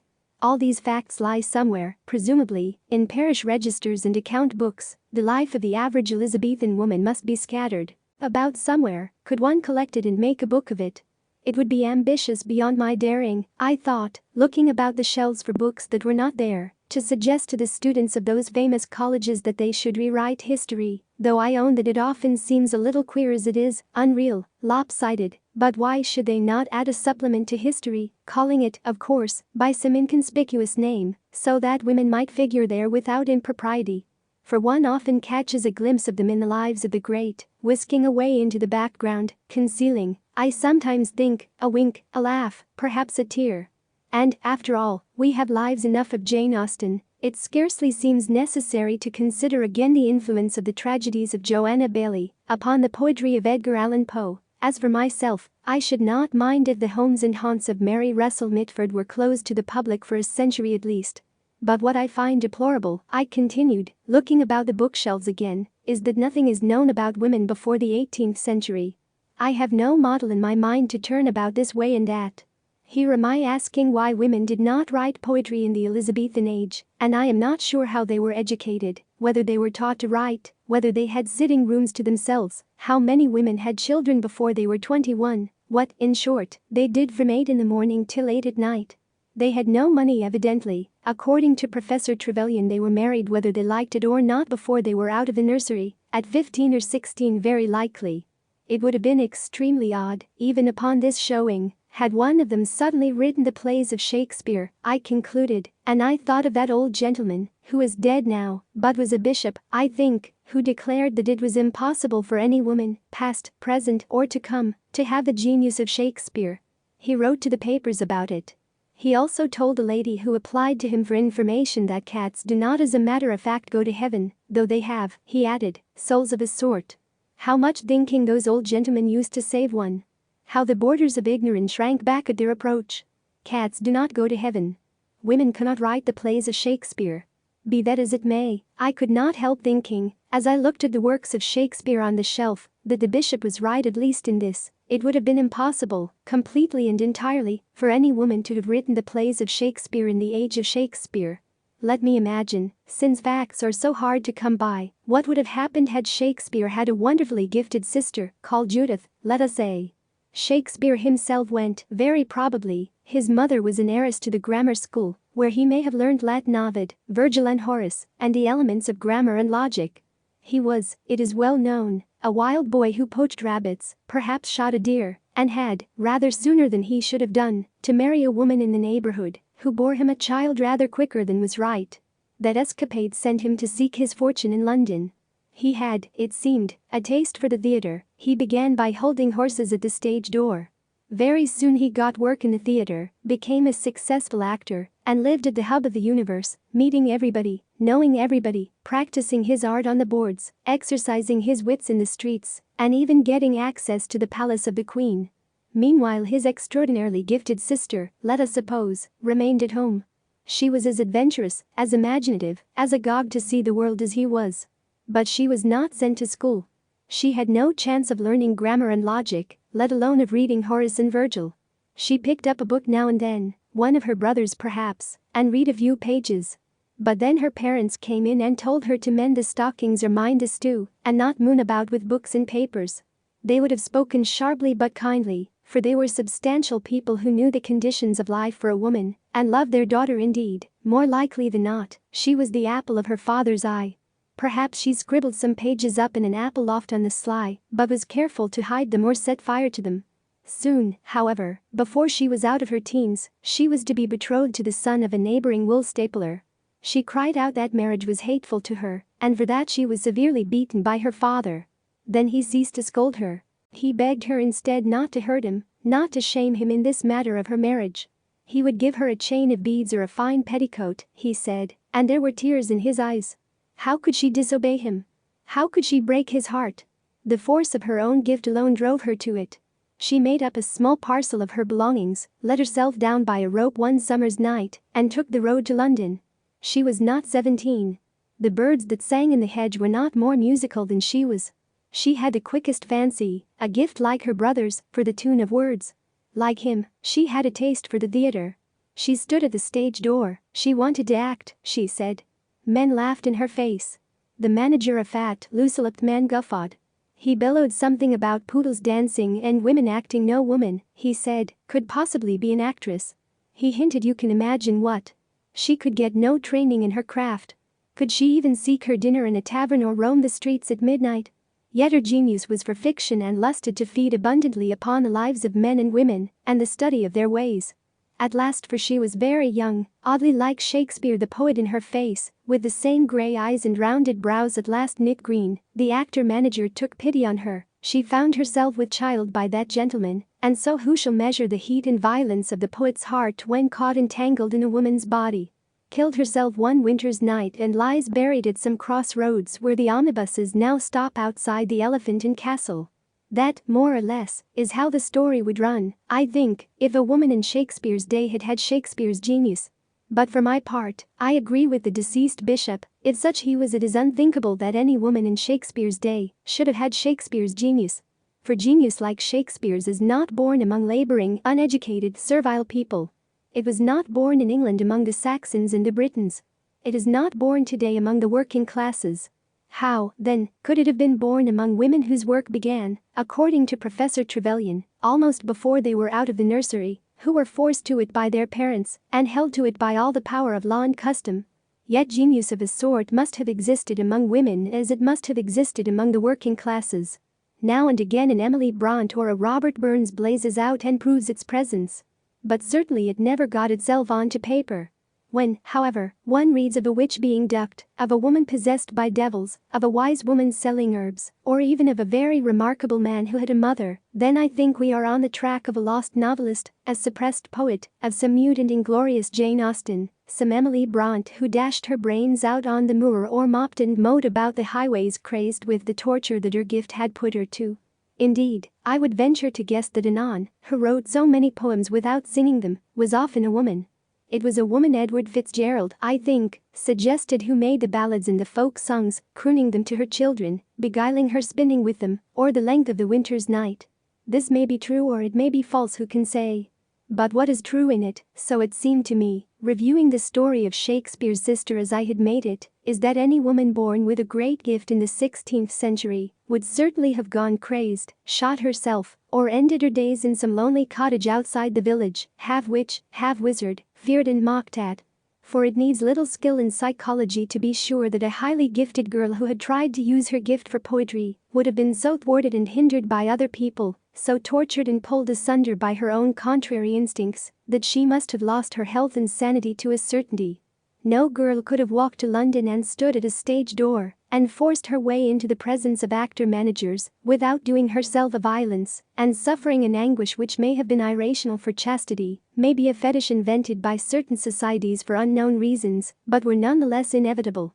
Chastity had then, it has even now, a religious importance in a woman's life, and has so wrapped itself round with nerves and instincts that to cut it free and bring it to the light of day demands courage of the rarest. To have lived a free life in London in the 16th century would have meant for a woman who was poet and playwright a nervous stress and dilemma which might well have killed her. Had she survived, whatever she had written would have been twisted and deformed, issuing from a strained and morbid imagination. And undoubtedly, I thought, looking at the shelf where there are no plays by women, her work would have gone unsigned. That refuge she would have sought certainly. It was the relic of the sense of chastity that dictated anonymity to women even so late as the 19th century. Currer Bell, George Eliot, George Sand, all the victims of inner strife, as their writings prove, sought ineffectively to veil themselves by using the name of a man. Thus they did homage to the convention, which if not implanted by the other sex was liberally encouraged by them. The chief glory of a woman is not to be talked of, said Pericles, himself a much talked of man, that publicity in women is detestable. Anonymity runs in their blood. The desire to be veiled still possesses them. They are not even now as concerned about the health of their fame as men are, and, speaking generally, will pass a tombstone or a signpost without feeling an irresistible desire to cut their names on it, as Alf, Bert or Chaz must do in obedience to their instinct, which murmurs if it sees a fine woman go by, or even a dog, si chien est moi. And, of course, it may not be a dog, I thought, remembering Parliament Square, the Sieges Alley and other avenues. It may be a piece of land or a man with curly black hair. It is one of the great advantages of being a woman that one can pass even a very fine negress without wishing to make an Englishwoman of her. That woman, then, who was born with a gift of poetry in the 16th century, was an unhappy woman, a woman at strife against herself. All the conditions of her life, all her own instincts, were hostile to the state of mind which is needed to set free whatever is in the brain. But what is the state of mind that is most propitious to the act of creation? I asked. Can one come by any notion of the state that furthers and makes possible that strange activity? Here I opened a volume containing the tragedies of Shakespeare. What was Shakespeare's state of mind, for instance, when he wrote Lear and Antony and Cleopatra? It was certainly the state of mind most favorable to poetry that there has ever existed. But Shakespeare himself said nothing about it. We only know casually and by chance that he never blotted a line. Nothing indeed was ever said by the artist himself about his state of mind until the 18th century perhaps. Rousseau perhaps began it. At any rate, by the 19th century self-consciousness had developed so far that it was the habit for men of letters to describe their minds in confessions and autobiographies. Their lives also were written, and their letters were printed after their deaths. Thus, though we do not know what Shakespeare went through when he wrote Lear, we do know what Carlyle went through when he wrote the French Revolution, what Flaubert went through when he wrote Madame Bovary, what Keats was going through when he tried to write poetry against the coming death and the indifference of the world. And one gathers from this enormous modern literature of confession and self-analysis that to write a work of genius is almost always a feat of prodigious difficulty. Everything is against the likelihood that it will come from the writer's mind whole and entire.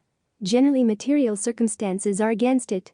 Dogs will bark, people will interrupt, money must be made, health will break down.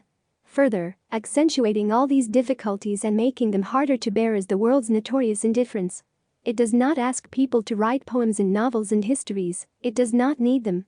It does not care whether Flaubert finds the right word or whether Carlyle scrupulously verifies this or that fact. Naturally, it will not pay for what it does not want. And so the writer, Keats, Flaubert, Carlyle, suffers, especially in the creative years of youth, every form of distraction and discouragement.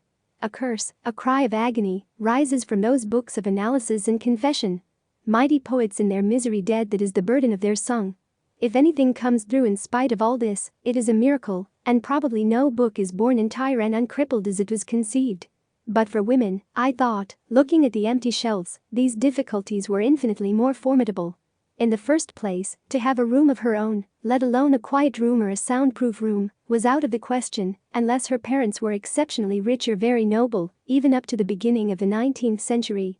Since her pin money, which depended on the goodwill of her father, was only enough to keep her clothed, she was debarred from such alleviations as came even to Keats or Tennyson or Carlyle, all poor men, from a walking tour, a little journey to France, from the separate lodging which, even if it were miserable enough, sheltered them from the claims and tyrannies of their families. Such material difficulties were formidable, but much worse were the immaterial. The indifference of the world which Keats and Flaubert and other men of genius have found so hard to bear was in her case not indifference but hostility. The world did not say to her as it said to them, "Write if you choose. It makes no difference to me." The world said with a guffaw, "Write. What's the good of your writing?" Here the psychologists of Newnham and Girton might come to our help, I thought, looking again at the blank spaces on the shelves. For surely it is time that the effect of discouragement upon the mind of the artist should be measured, as I have seen a dairy company measure the effect of ordinary milk and grade A milk upon the body of the rat. They set two rats in cages side by side, and of the two one was furtive, timid and small, and the other was glossy, bold, and big. Now what food do we feed women as artists upon? I asked, remembering, I suppose, that dinner of prunes and custard. To answer that question I had only to open the evening paper and to read that Lord Birkenhead is of opinion, but really I am not going to trouble to copy out Lord Birkenhead's opinion upon the writing of women. What Dean Ingus says I will leave in peace. The Harley Street specialist may be allowed to rouse the echoes of Harley Street with his vociferations without raising a hair on my head. I will quote, however, Mr. Oscar Browning, because Mr. Oscar Browning was a great figure in Cambridge at one time and used to examine the students at Girton and Newnham. Mr. Oscar Browning was wont to declare that the impression left on his mind after looking over any set of examination papers was that, irrespective of the marks he might give, the best woman was intellectually the inferior of the worst man. After saying that Mr. Browning went back to his rooms, and it is this equal that endears him and makes him a human figure of some bulk and majesty, he went back to his rooms and found a stable boy lying on the sofa, a mere skeleton. His cheeks were cavernous and sallow, his teeth were black, and he did not appear to have the full use of his limbs. That's Arthur, said Mr. Browning. He's a dear boy really, and most high-minded. The two pictures always seem to me to complete each other. And happily in this age of biography the two pictures often do complete each other, so that we are able to interpret the opinions of great men, not only by what they say, but by what they do. But though this is possible now, such opinions coming from the lips of important people must have been formidable enough even 50 years ago. Let us suppose that a father from the highest motives did not wish his daughter to leave home and become writer, painter or scholar. See what Mr. Oscar Browning says. He would say, and there so was not only Mr. Oscar Browning, there was the Saturday Review, there was Mr. Gregg. The essentials of a woman's being, said Mr. Gregg emphatically, are that they are supported by, and they minister to, men. There was an enormous body of masculine opinion to the effect that nothing could be expected of women intellectually. Even if her father did not read out loud these opinions, any girl could read them for herself, and a reading, even in the 19th century, must have lowered her vitality and told profoundly upon her work. There would always have been that assertion, you cannot do this, you are incapable of doing that, to protest against, to overcome. Probably for a novelist this germ is no longer of much effect, for there have been women novelists of merit. But for painters it must still have some sting in it, and for musicians, I imagine, is even now active and poisonous in the extreme. The woman composer stands where the actress stood in the time of Shakespeare. Nick Green, I thought, remembering the story I had made about Shakespeare's sister, said that a woman acting put him in mind of a dog dancing. Johnson repeated the phrase 200 years later of women preaching. And here, I said, opening a book about music, we have the very words used again in this year of grace, 1928, of women who try to write music. Of Lee. Germaine Taillefer. One can only repeat Dr. Johnson's dictum concerning a woman preacher, transposed into terms of music. Sir, a woman's compassing is like a dog's walking on his hind legs. It is not done well, but you are surprised to find it done at all. So accurately does history repeat itself. Thus, I concluded, shutting Mr. Oscar Browning's life and pushing away the rest, it is fairly evident that even in the 19th century a woman was not encouraged to be an artist. On the contrary, she was snubbed, slapped, lectured and exhorted. Her mind must have been strained and her vitality lowered by the need of opposing this, of disproving that. For here again we come within range of that very interesting and obscure masculine complex, which has had so much influence upon the woman's movement, that deep-seated desire, not so much that she shall be inferior as that he shall be superior, which plants him wherever one looks, not only in front of the arts, but barring the way to politics too, even when the risk to himself seems infinitesimal and the suppliant humble and devoted. Even Lady Bessborough, I remembered, with all her passion for politics, must humbly bow herself and write to Lord Granville Levison Gower. Notwithstanding all my violence in politics and talking so much on that subject, I perfectly agree with you that no woman has any business to meddle with that or any other serious business, farther than giving her opinion, if she is asked. And so she goes on to spend her enthusiasm where it meets with no obstacle whatsoever, upon that immensely important subject, Lord Granville's maiden speech in the House of Commons. The spectacle is certainly a strange one, I thought. The history of men's opposition to women's emancipation is more interesting perhaps than the story of that emancipation itself.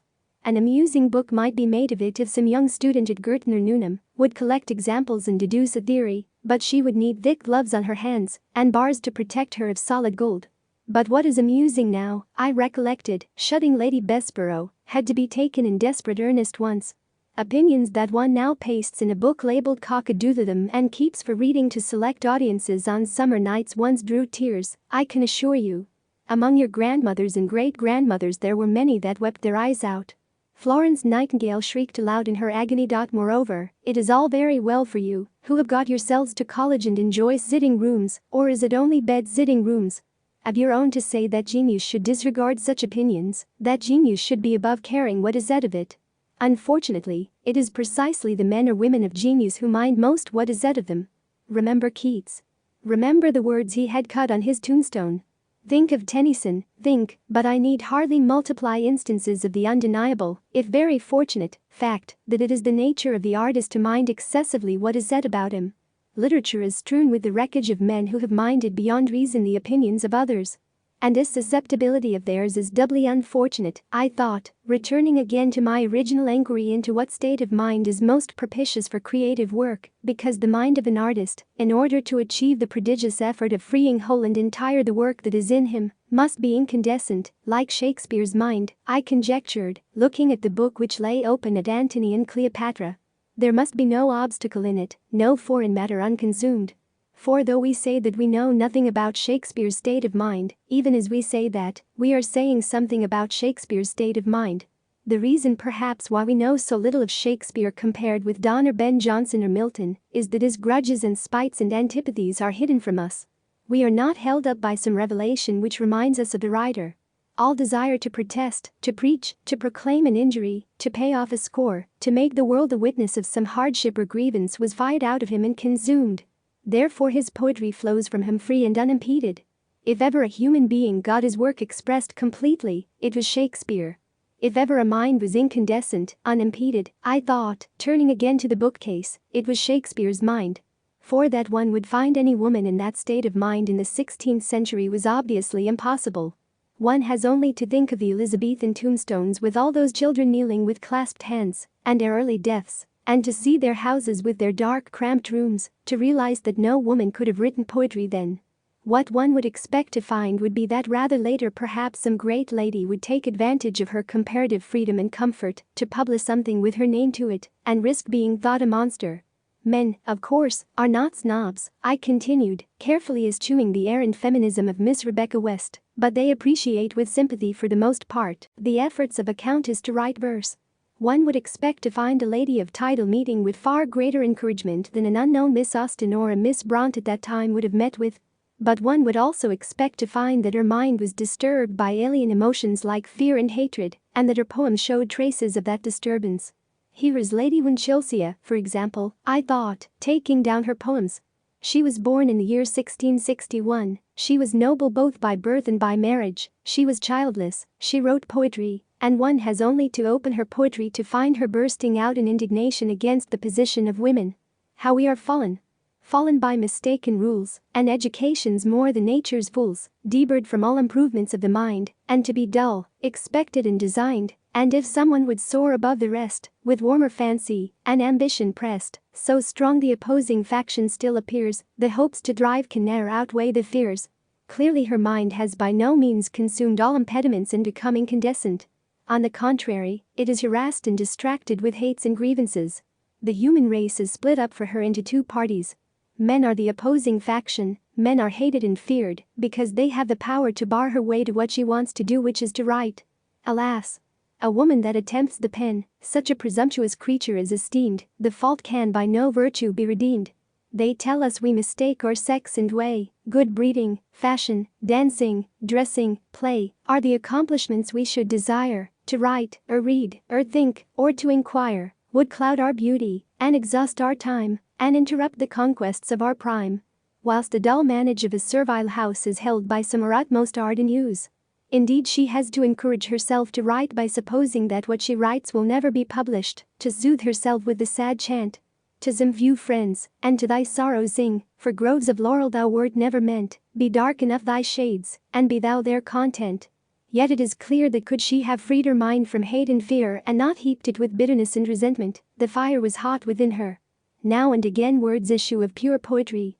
Nor will invading silks compose, faintly the inimitable rose. They are rightly praised by Mr. Murray, and Pope, it is thought, remembered and appropriated those others. Now the jonquil o'ercomes the feeble brain, we faint beneath the aromatic pain. It was a thousand pities that the woman who could write like that, whose mind was tuned to nature and reflection, should have been forced to anger and bitterness. But how could she have helped herself? I asked, imagining the sneers and the laughter, the adulation of the toadies, the skepticism of a professional poet. She must have shut herself up in a room in the country to write, and been torn asunder by bitterness and scruples perhaps, though her husband was of the kindest, and their married life perfection. She must have, I say, because when one comes to seek out the facts about Lady Winchilsea, one finds, as usual, that almost nothing is known about her. She suffered terribly from melancholy, which we can explain at least to some extent when we find her telling us how in the grip of it she would imagine. My lines decried, and my employment thought an useless folly or presumptuous fault. The employment, which was thus censured, was, as far as one can see, the harmless one of rambling about the fields and dreaming. My hand delights to trace unusual things, and deviates from the known and common way, nor will invading silks compose, faintly the inimitable rose. Naturally, if that was her habit and that was her delight, she could only expect to be laughed at, and, accordingly, Pope Gay is said to have satirized her as a blue stocking with an itch for scribbling. Also it is thought that she offended Gay by laughing at him. She said that his trivia showed that he was more proper to walk before a chair than to ride in one. But this is all dubious gossip and, says Mr. Murray, uninteresting. But there I do not agree with him, for I should have liked to have had more even of dubious gossip, so that I might have found out or made up some image of this melancholy lady, who loved wandering in the fields and thinking about unusual things and scorned, so rashly, so unwisely, the dull manage of a servile house. But she became diffuse, Mr. Murray says. Her gift is all grown about with weeds and bound with briars. It had no chance of showing itself for the fine distinguished gift it was. And so, putting her back on the shelf, I turned to the other great lady, the Duchess whom Lamb loved, hair-brained fantastical Margaret of Newcastle, her elder, but her contemporary. They were very different, but alike in this that both were noble and both childless, and both were married to the best of husbands. And both burned the same passion for poetry, and both are disfigured and deformed by the same causes. Open the Duchess and one finds the same outburst of rage. Women live like bats or owls, labor like beasts, and die like worms. Margaret too might have been a poet. In our day all that activity would have turned a wheel of some sort. As it was, what could bind, tame or civilize for human use that wild, generous, untutored intelligence? It poured itself out, higgledy-piggledy, in torrents of rhyme and prose, poetry and philosophy which stand congealed in quartos and folios that nobody ever reads. She should have had a microscope put in her hand. She should have been taught to look at the stars and reason scientifically. Her wits were turned with solitude and freedom. No one checked her. No one taught her. The professors fawned on her. At court they jeered at her. Sir Egerton Brydges complained of her coarseness as flowing from a female of high rank brought up in the courts. She shut herself up at Welbeck alone. What a vision of loneliness and riot the thought of Margaret Cavendish brings to mind. As if some giant cucumber had spread itself over all the roses and carnations in the garden and choked them to death. What a waste that the woman who wrote the best bred women are those whose minds are civilest, should have frittered her time away scribbling nonsense and plunging ever deeper into obscurity and folly, till the people crowded round her coach when she issued out. Evidently the crazy Duchess became a bogey to frighten clever girls with. Here, I remembered, putting away the Duchess and opening Dorothy Osborne's letters, is Dorothy writing to Temple about the Duchess's new book? Sure the poor woman is a little distracted, she could never be so ridiculous else as to venture at writing books, and in verse 2, if I should not sleep this fortnight, I should not come to that. And so, since no woman of sense and modesty could write books, Dorothy, who was sensitive and melancholy, the very opposite of the Duchess in temper, wrote nothing. Letters did not count. A woman might write letters while she was sitting by her father's sick bed. She could write them by the fire whilst the men talked without disturbing them. The strange thing is, I thought, turning over the pages of Dorothy's letters, what a gift that untaught and solitary girl had for the framing of a sentence, for the fashioning of a scene. Listen to her running on.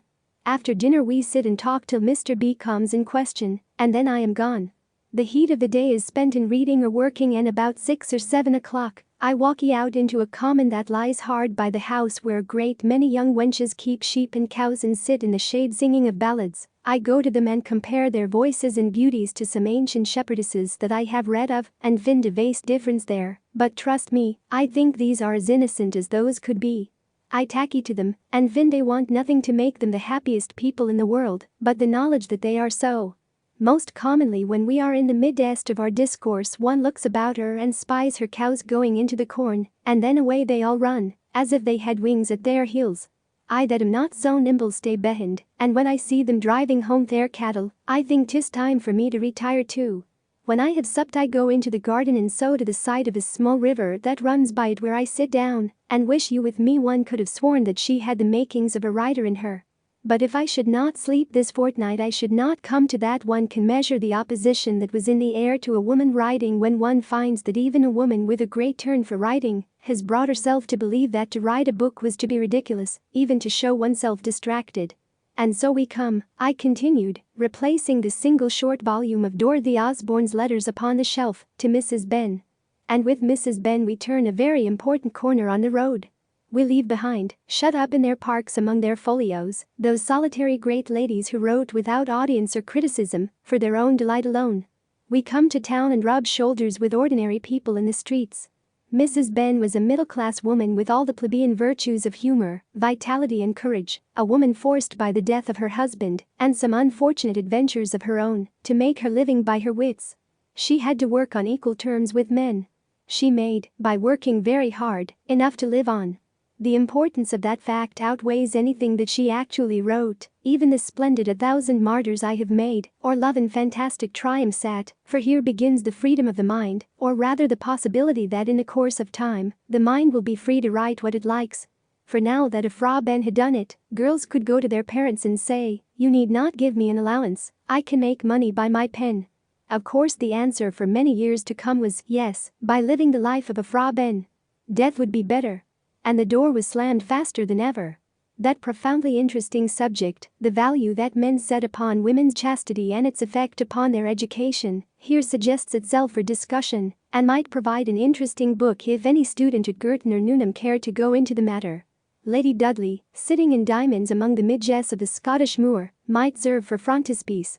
Lord Dudley, the Times said when Lady Dudley died the other day, a man of cultivated taste and many accomplishments, was benevolent and bountiful, but whimsically despotic. He insisted upon his wife's wearing full dress, even at the remotest shooting lodge in the Highlands, he loaded her with gorgeous jewels, and so on, he gave her everything, always accepting any measure of responsibility. Then Lord Dudley had a stroke, and she nursed him and ruled his estates with supreme competence forever after. That whimsical despotism was in the 19th century too. But to return. A Frau Ben proved that money could be made by writing at the sacrifice, perhaps, of certain agreeable qualities, and so by degrees writing became not merely a sign of folly and a distracted mind, but was of practical importance. A husband might die, or some disaster overtake the family. Hundreds of women began as the 18th century drew on to add to their pin money, or to come to the rescue of their families, by making translations or writing the innumerable bad novels which have ceased to be recorded even in textbooks, but are to be picked up in the fourpenny boxes in the Charing Cross Road. The extreme activity of mind which showed itself in the later 18th century among women, the talking, and the meeting, the writing of essays on Shakespeare, the translating of the classics, was founded on the solid fact that women could make money by writing. Money dignifies what is frivolous if unpaid for. It might still be well to sneer at blue stockings with an itch for scribbling, but it could not be denied that they could put money in their purses. Thus, towards the end of the 18th century a change came about which, if I were rewriting history, I should describe more fully and think of greater importance than the Crusades or the Wars of the Roses. The middle-class woman began to write. For if Pride and Prejudice matters, and Middlemarch and Villette and Wuthering Heights matter, then it matters far more than I can prove in an hour's discourse that women generally, and not merely the lonely aristocrat shut up in her country house among her folios and her flatterers, took to writing. Without those forerunners, Jane Austen and the Bronson George Eliot could no more have written than Shakespeare could have written without Marlowe, or Marlowe without Chaucer, or Chaucer without those forgotten poets who paved the ways and tamed the natural savagery of the tongue. For masterpieces are not single and solitary births, they are the outcome of many years of thinking in common, of thinking by the body of the people, so that the experience of the mass is behind a single voice. Jane Austen should have laid a wreath upon the grave of Fanny Burney, and George Eliot done homage to the robust shade of Eliza Carter, the valiant old woman who tied a bell to her bedstead in order that she might wake early and learn Greek. All women together ought to let flowers fall upon the tomb of a Fra Ben, which is, most scandalously but rather appropriately, in Westminster Abbey, for it was she who earned them the right to speak their minds. It is she, shady and amorous as she was, who makes it not quite fantastic for me to say to you tonight. Earn 500 a year by your wits. Here, then, one had reached the early 19th century. And here, for the first time, I found several shelves given up entirely to the works of women. But why, I could not help asking, as I ran my eyes over them, were they, with very few exceptions, all novels? The original impulse was to poetry. The supreme head of song was a poetess. Both in France and in England the women poets precede the women novelists. Moreover, I thought, looking at the four famous names, what had George Eliot in common with Emily Bront? Did not Charlotte Bront fail entirely to understand Jane Austen? Save for the possibly relevant fact that not one of them had a child, four more incongruous characters could not have met together in a room, so much so that it is tempting to invent a meeting and a dialogue between them. Yet by some strange force they were all compelled when they wrote to write novels. Had it something to do with being born of the middle class, I asked, and with the fact, which Miss Emily Davies a little later was so strikingly to demonstrate, that the middle-class family in the early 19th century was possessed only of a single sitting room between them? If a woman wrote, she would have to write in the common sitting room. And, as Miss Nightingale was so vehemently to complain, women never have an half-hour that they can call their own, she was always interrupted. Still, it would be easier to write prose and fiction there than to write poetry or a play. Less concentration is required. Jane Austen wrote like that to the end of her days. How she was able to effect all this is, her nephew writes in his memoir, is surprising, for she had no separate study to repair to, and most of the work must have been done in the general sitting room, subject to all kinds of casual interruptions. She was careful that her occupation should not be suspected by servants or visitors, or any persons beyond her own family party. Jane Austen hid her manuscripts or covered them with a piece of blotting paper. Then, again, all the literary training that a woman had in the early 19th century was training in the observation of character, in the analysis of emotion. Her sensibility had been educated for centuries by the influences of the common sitting room. People's feelings were impressed on her, personal relations were always before her eyes. Therefore, when the middle-class woman took to writing, she naturally wrote novels, even though, as seems evident enough, two of the four famous women here named were not by nature novelists. Emily Bront should have written poetic plays. The overflow of George Eliot's capacious mind should have spread itself when the creative impulse was spent upon history or biography. They wrote novels, however. One may even go further, I said, taking Pride and Prejudice from the shelf, and say that they wrote good novels. Without boasting or giving pain to the opposite sex, one may say that Pride and Prejudice is a good book. At any rate, one would not have been ashamed to have been caught in the act of writing Pride and Prejudice. Yet Jane Austen was glad that a hinge creaked, so that she might hide her manuscript before anyone came in. To Jane Austen there was something discreditable in writing Pride and Prejudice. And, I wondered, would Pride and Prejudice have been a better novel if Jane Austen had not thought it necessary to hide her manuscript from visitors? I read a page or two to see, but I could not find any signs that her circumstances had harmed her work in the slightest. That, perhaps, was the chief miracle about it. Here was a woman about the year 1800 writing without hate, without bitterness, without fear, without protest, without preaching.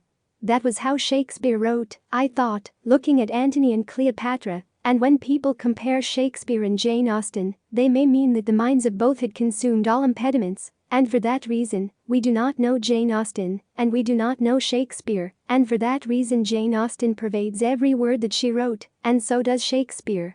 If Jane Austen suffered in any way from her circumstances, it was in the narrowness of life that was imposed upon her. It was impossible for a woman to go about alone. She never traveled, she never drove through London in an omnibus or had luncheon in a shop by herself. But perhaps it was the nature of Jane Austen not to want what she had not. Her gift and her circumstances matched each other completely. But I doubt whether that was true of Charlotte Bront, I said, opening Jane Eyre and laying it beside Pride and Prejudice. I opened it at chapter 12, and my eye was caught by the phrase, anybody may blame me who likes. What were they blaming Charlotte Bront for? I wondered. And I read how Jane Eyre used to go up onto the roof when Mrs. Fairfax was making jellies and looked over the fields at the distant view. And then she longed, and it was for this that they blamed her, that then I longed for a power of vision which might overpass that limit. which might reach the busy world, towns, regions full of life I had heard of but never seen, that then I desired more of practical experience than I possessed, more of intercourse with my kind, of acquaintance with variety of character, than was here within my reach. I valued what was good in Mrs. Fairfax, and what was good in Adele, but I believed in the existence of other, and more vivid kinds of goodness, and what I believed in I wished to behold. Who blames me? Many, no doubt, and I shall he call discontented. I could not help it, the restlessness was in my nature, it agitated me to pain. Sometimes it is vain to say human beings ought to be satisfied with tranquility, they must have action, and they will make it, if they cannot find it. Millions are condemned to a stiller doom than mine, and millions are in silent revolt against their lot. Nobody knows how many rebellions ferment in the masses of life which people earth. Women are supposed to be very calm generally, but women feel just as men feel. They need exercise for their faculties, and a field for their efforts as much as their brothers do. They suffer from too rigid a restraint, too absolute a stagnation, precisely as men would suffer. And it is narrow-minded in their more privileged fellow creatures to say that they ought to confine themselves to making puddings and knitting stockings, to playing on the piano and embroidering bags. It is thoughtless to condemn them, or laugh at them, if they seek to do more, or learn more than custom has pronounced necessary for their sex. When thus alone I not unfrequently heard Grace Poole's laugh. That is an awkward break, I thought. It is upsetting to come upon Grace Poole all of a sudden. The continuity is disturbed. One might say, I continued, laying the book down beside Pride and Prejudice, that the woman who wrote those pages had more genius in her than Jane Austen, but if one reads them over, and marks that jerk in them, that indignation, one sees that she will never get her genius expressed whole and entire. Her books will be deformed and twisted. She will write in a rage, where she should write calmly. She will write foolishly, where she should write wisely. She will write of herself, where she should write of her characters. She is at war with her lot. How could she help but die young, cramped and thwarted? One could not but play for a moment with the thought of what might have happened if Charlotte Brontë had possessed, say, 300 a year, but the foolish woman sold the copyright of her novels outright for £1,500, had somehow possessed more knowledge of the busy world and towns and regions full of life, more practical experience and intercourse with her kind and acquaintance with a variety of character. In those words she puts her finger exactly not only upon her own defects as a novelist, but upon those of her sex at that time. She knew, no one better, how enormously her genius would have profited if it had not spent itself in solitary visions over distant fields, if experience and intercourse and travel had been granted her. But they were not granted, they were withheld, and we must accept the fact that all those good novels, Villette, Emma, Wuthering Heights, Middlemarch, were written by women without more experience of life than could enter the house of a respectable clergyman, written too in the common sitting room of that respectable house, and by women so poor that they could not afford to buy more than a few quires of paper at a time upon which to write Wuthering Heights or Jane Eyre. One of them, it is true, George Eliot, escaped after much tribulation, but only to a secluded villa in St. John's Wood. And there she settled down in the shadow of the world's disapproval. I wish it to be understood, she wrote, that I should never invite anyone to come and see me who did not ask for the invitation, for was she not living in sin with a married man, and might not the sight of her damage the chastity of Mrs. Smith or whoever it might be that chanced to call? One must submit to the social convention and be cut off from what is called the world. At the same time, on the other side of Europe, there was a young man living freely with this gypsy or with that great lady, going to the wars, picking up unhindered and uncensored all that varied experience of human life, which served him so splendidly later when he came to write his books. Had Tolstoy lived at the Priory in seclusion with a married lady cut off from what is called the world, however edifying the moral lesson, he could scarcely, I thought, have written War and Peace. But one could perhaps go a little deeper into the question of novel writing and the effect of sex upon the novelist. If one shuts one's eyes and thinks of the novel as a whole, it would seem to be a creation owning a certain looking-glass likeness to life, though of course with simplifications and distortions innumerable.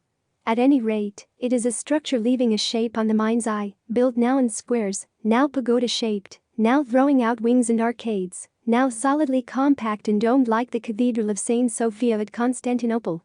This shape, I thought, thinking back over certain famous novels, starts in one the kind of emotion that is appropriate to it. But that emotion at once blends itself with others, for the shape is not made by the relation of stone to stone, but by the relation of human being to human being. Thus a novel starts in us all sorts of antagonistic and opposed emotions. Life conflicts with something that is not life. Hence the difficulty of coming to any agreement about novels, and the immense weight that our private prejudices have upon us. On the one hand we feel you John the hero must live, or I shall be in the depths of despair. On the other, we feel, alas, John, you must die, because the shape of the book requires it. Life conflicts with something that is not life. Then since life it is in part, we judge it as life. James is the sort of man I most detest, one says. Or, this is a farrago of absurdity. I could never feel anything of the sort myself.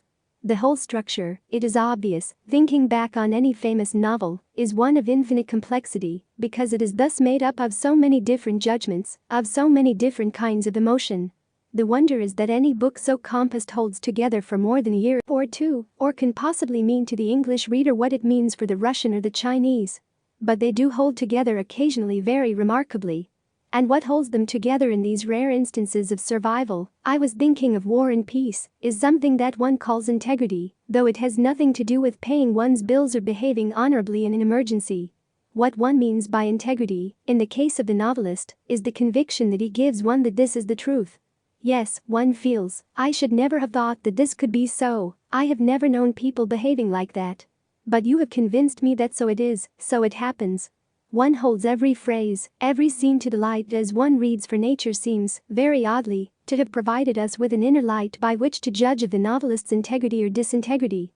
Or perhaps it is rather that nature, in her most irrational mood, has traced in invisible ink on the walls of the mind, a premonition which these great artists confirm, a sketch which only needs to be held to the fire of genius to become visible. When one so exposes it and sees it come to life, one exclaims in rapture, but this is what I have always felt and known and desired. And one boils over with excitement, and, shutting the book even with a kind of reverence, as if it were something very precious, a stand-by to return to as long as one lives, one puts it back on the shelf, I said, taking War and Peace, and putting it back in its place.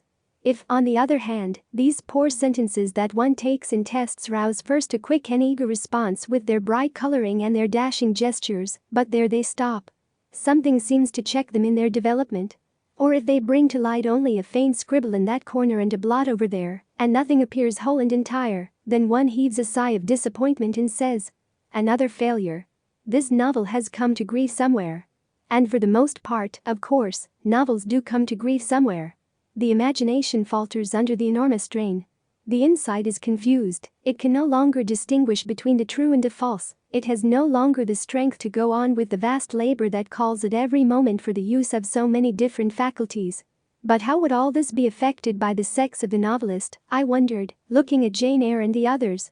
Would the fact of her sex in any way interfere with the integrity of a woman novelist, that integrity which I take to be the backbone of the writer? Now, in the passages I have quoted from Jane Eyre, it is clear that anger was tampering with the integrity of Charlotte Brontë the novelist.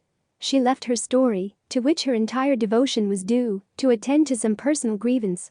She remembered that she had been starved of her proper due of experience. She had been made to stagnate in a parsonage mending stockings when she wanted to wander free over the world. Her imagination swerved from indignation, and we feel it swerve. But there were many more influences than anger tugging at her imagination and deflecting it from its path. Ignorance, for instance. The portrait of Rochester is drawn in the dark. We feel the influence of fear in it, just as we constantly feel an acidity which is the result of oppression, a buried suffering smoldering beneath her passion, a rancor which contracts those books, splendid as they are, with a spasm of pain. And since a novel has this correspondence to real life, its values are to some extent those of real life. But it is obvious that the values of women differ very often from the values which have been made by the other sex. Naturally, this is so. Yet it is the masculine values that prevail. Speaking crudely, football and sport are important, the worship of fashion, the buying of clothes trivial. And these values are inevitably transferred from life to fiction. This is an important book, the critic assumes, because it deals with war.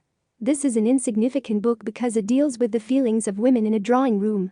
A scene in a battlefield is more important than a scene in a shop everywhere, and much more subtly the difference of value persists. The whole structure, therefore, of the early 19th century novel was raised, if one was a woman, by a mind which was slightly pulled from the straight and made to alter its clear vision in deference to external authority.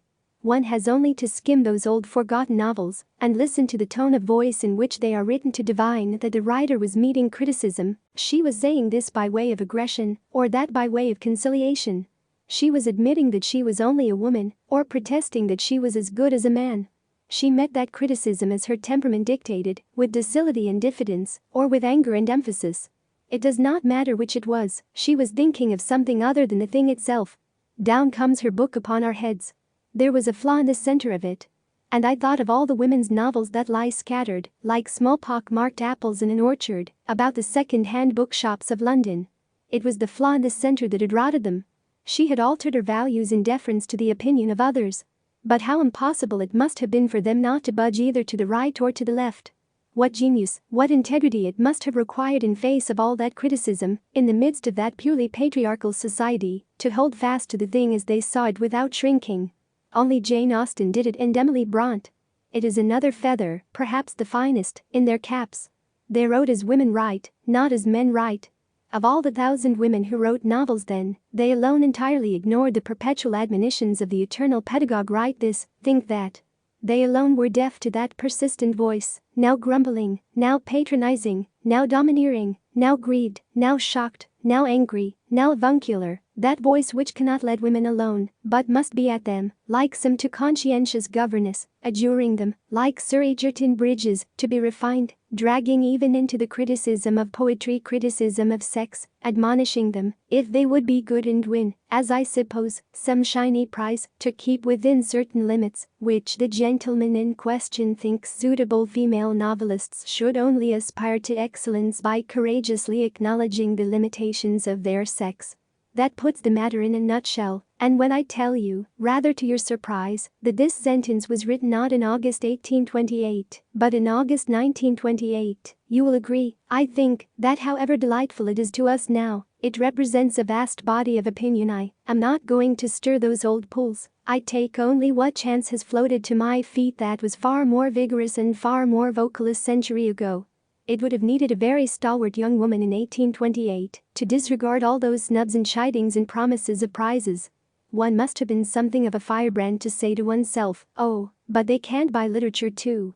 Literature is open to everybody. I refuse to allow you, beetle though you are, to turn me off the grass. Lock up your libraries if you like, but there is no gate, no lock, no bolt that you can set upon the freedom of my mind. But whatever effect discouragement and criticism had upon their writing, and I believe that they had a very great effect that was unimportant compared with the other difficulty which faced them, I was still considering those early 19th century novelists when they came to set their thoughts on paper, that is that they had no tradition behind them, or one so short and partial that it was of little help. For we think back through our mothers if we are women. It is useless to go to the great men writers for help, however much one may go to them for pleasure. Lamb, Brown, Thackeray, Newman, Sterne, Dickens, De Quincey, whoever it may be, never helped a woman yet, though she may have learned a few tricks of them and adapted them to her use. The weight, the pace, the stride of a man's mind are too unlike her own for her to lift anything substantial from him successfully. The ape is too distant to be sedulous. Perhaps the first thing she would find, setting pen to paper, was that there was no common sentence ready for her use. All the great novelists like Thackeray and Dickens and Balzac have written in natural prose, swift but not slovenly, expressive but not precious, taking their own tint without ceasing to be common property. They have based it on the sentence that was current at the time. The sentence that was current at the beginning of the 19th century ran something like this perhaps. The grandeur of their works was an argument with them, not to stop short, but to proceed. They could have no higher excitement or satisfaction than in the exercise of their art and endless generations of truth and beauty. Success prompts to exertion, and habit facilitates success. That is a man's sentence. Behind it one can see Johnson, Gibbon and the rest. It was a sentence that was unsuited for a woman's use. Charlotte Brontë, with all her splendid gift for prose, stumbled and fell with that clumsy weapon in her hands. George Eliot committed atrocities with it that beggar description. Jane Austen looked at it and laughed at it, and devised a perfectly natural, shapely sentence proper for her own use, and never departed from it. Thus, with less genius for writing than Charlotte Brontë, she got infinitely more said. Indeed, since freedom and fullness of expression are of the essence of the art, such a lack of tradition, such a scarcity and inadequacy of tools, must have told enormously upon the writing of women. Moreover, a book is not made of sentences laid end to end, but of sentences built, if an image helps, into arcades or domes. And this shape too has been made by men out of their own needs for their own uses. There is no reason to think that the form of the epic or of the poetic play suit a woman any more than the sentence suits her. But all the older forms of literature were hardened and set by the time she became a writer. The novel alone was young enough to be soft in her hands, another reason, perhaps, why she wrote novels. Yet who shall say that even now the novel, I give it inverted commas to mark my sense of the word's inadequacy, who shall say that even this most pliable of all forms is rightly shaped for her use? No doubt we shall find her knocking that into shape for herself when she has the free use of her limbs, and providing some new vehicle, not necessarily in verse, for the poetry in her. For it is the poetry that is still denied outlet. And I went on to ponder how a woman nowadays would write a poetic tragedy in 5 acts. Would she use verse? Would she not use prose rather? But these are difficult questions which lie in the twilight of the future. I must leave them, if only because they stimulate me to wander from my subject into trackless forests where I shall be lost and, very likely, devoured by wild beasts. I do not want, and I am sure that you do not want me, to broach that very dismal subject, the future of fiction. So that I will only pause here one moment to draw your attention to the great part which must be played in that future so far as women are concerned by physical conditions. The book has somehow to be adapted to the body, and at a venture one would say that women's books should be shorter, more concentrated, than those of men, and framed so that they do not need long hours of steady and uninterrupted work. For interruptions there will always be. Again, the nerves that feed the brain would seem to differ in men and women, and if you are going to make them work their best and hardest, you must find out what treatment suits them, whether these hours of lectures, for instance, which the monks devised, presumably, hundreds of years ago, suit them, what alternations of work and rest they need, interpreting rest not as doing nothing, but as doing something, but something that is different, and what should that difference be? All this should be discussed and discovered, all this is part of the question of women in fiction. And yet, I continued, approaching the bookcase again, where shall I find that elaborate study of the psychology of women by women? If through their incapacity to play football women are not going to be allowed to practice medicine happily, my thoughts were now given another turn. 5. I had come at last, in the course of this rambling, to the shelves which hold books by the living, by women and by men. For there are almost as many books written by women now as by men. Or if that is not yet quite true, if the male is still the voluble sex, it is certainly true that women no longer write novels solely. There are Jane Harrison's books on Greek archaeology, Vernon Lee's books on aesthetics, Gertrude Bell's books on Persia. There are books on all sorts of subjects which a generation ago no woman could have touched. There are poems and plays and criticism, there are histories and biographies, books of travel and books of scholarship and research, there are even a few philosophies and books about science and economics. And though novels predominate, novels themselves may very well have changed from association with books of a different feather. The natural simplicity, the epic age of women's writing, may have gone. Reading and criticism may have given her a wider range, a greater subtlety. The impulse towards autobiography may be spent. She may be beginning to use writing as an art, not as a method of self-expression.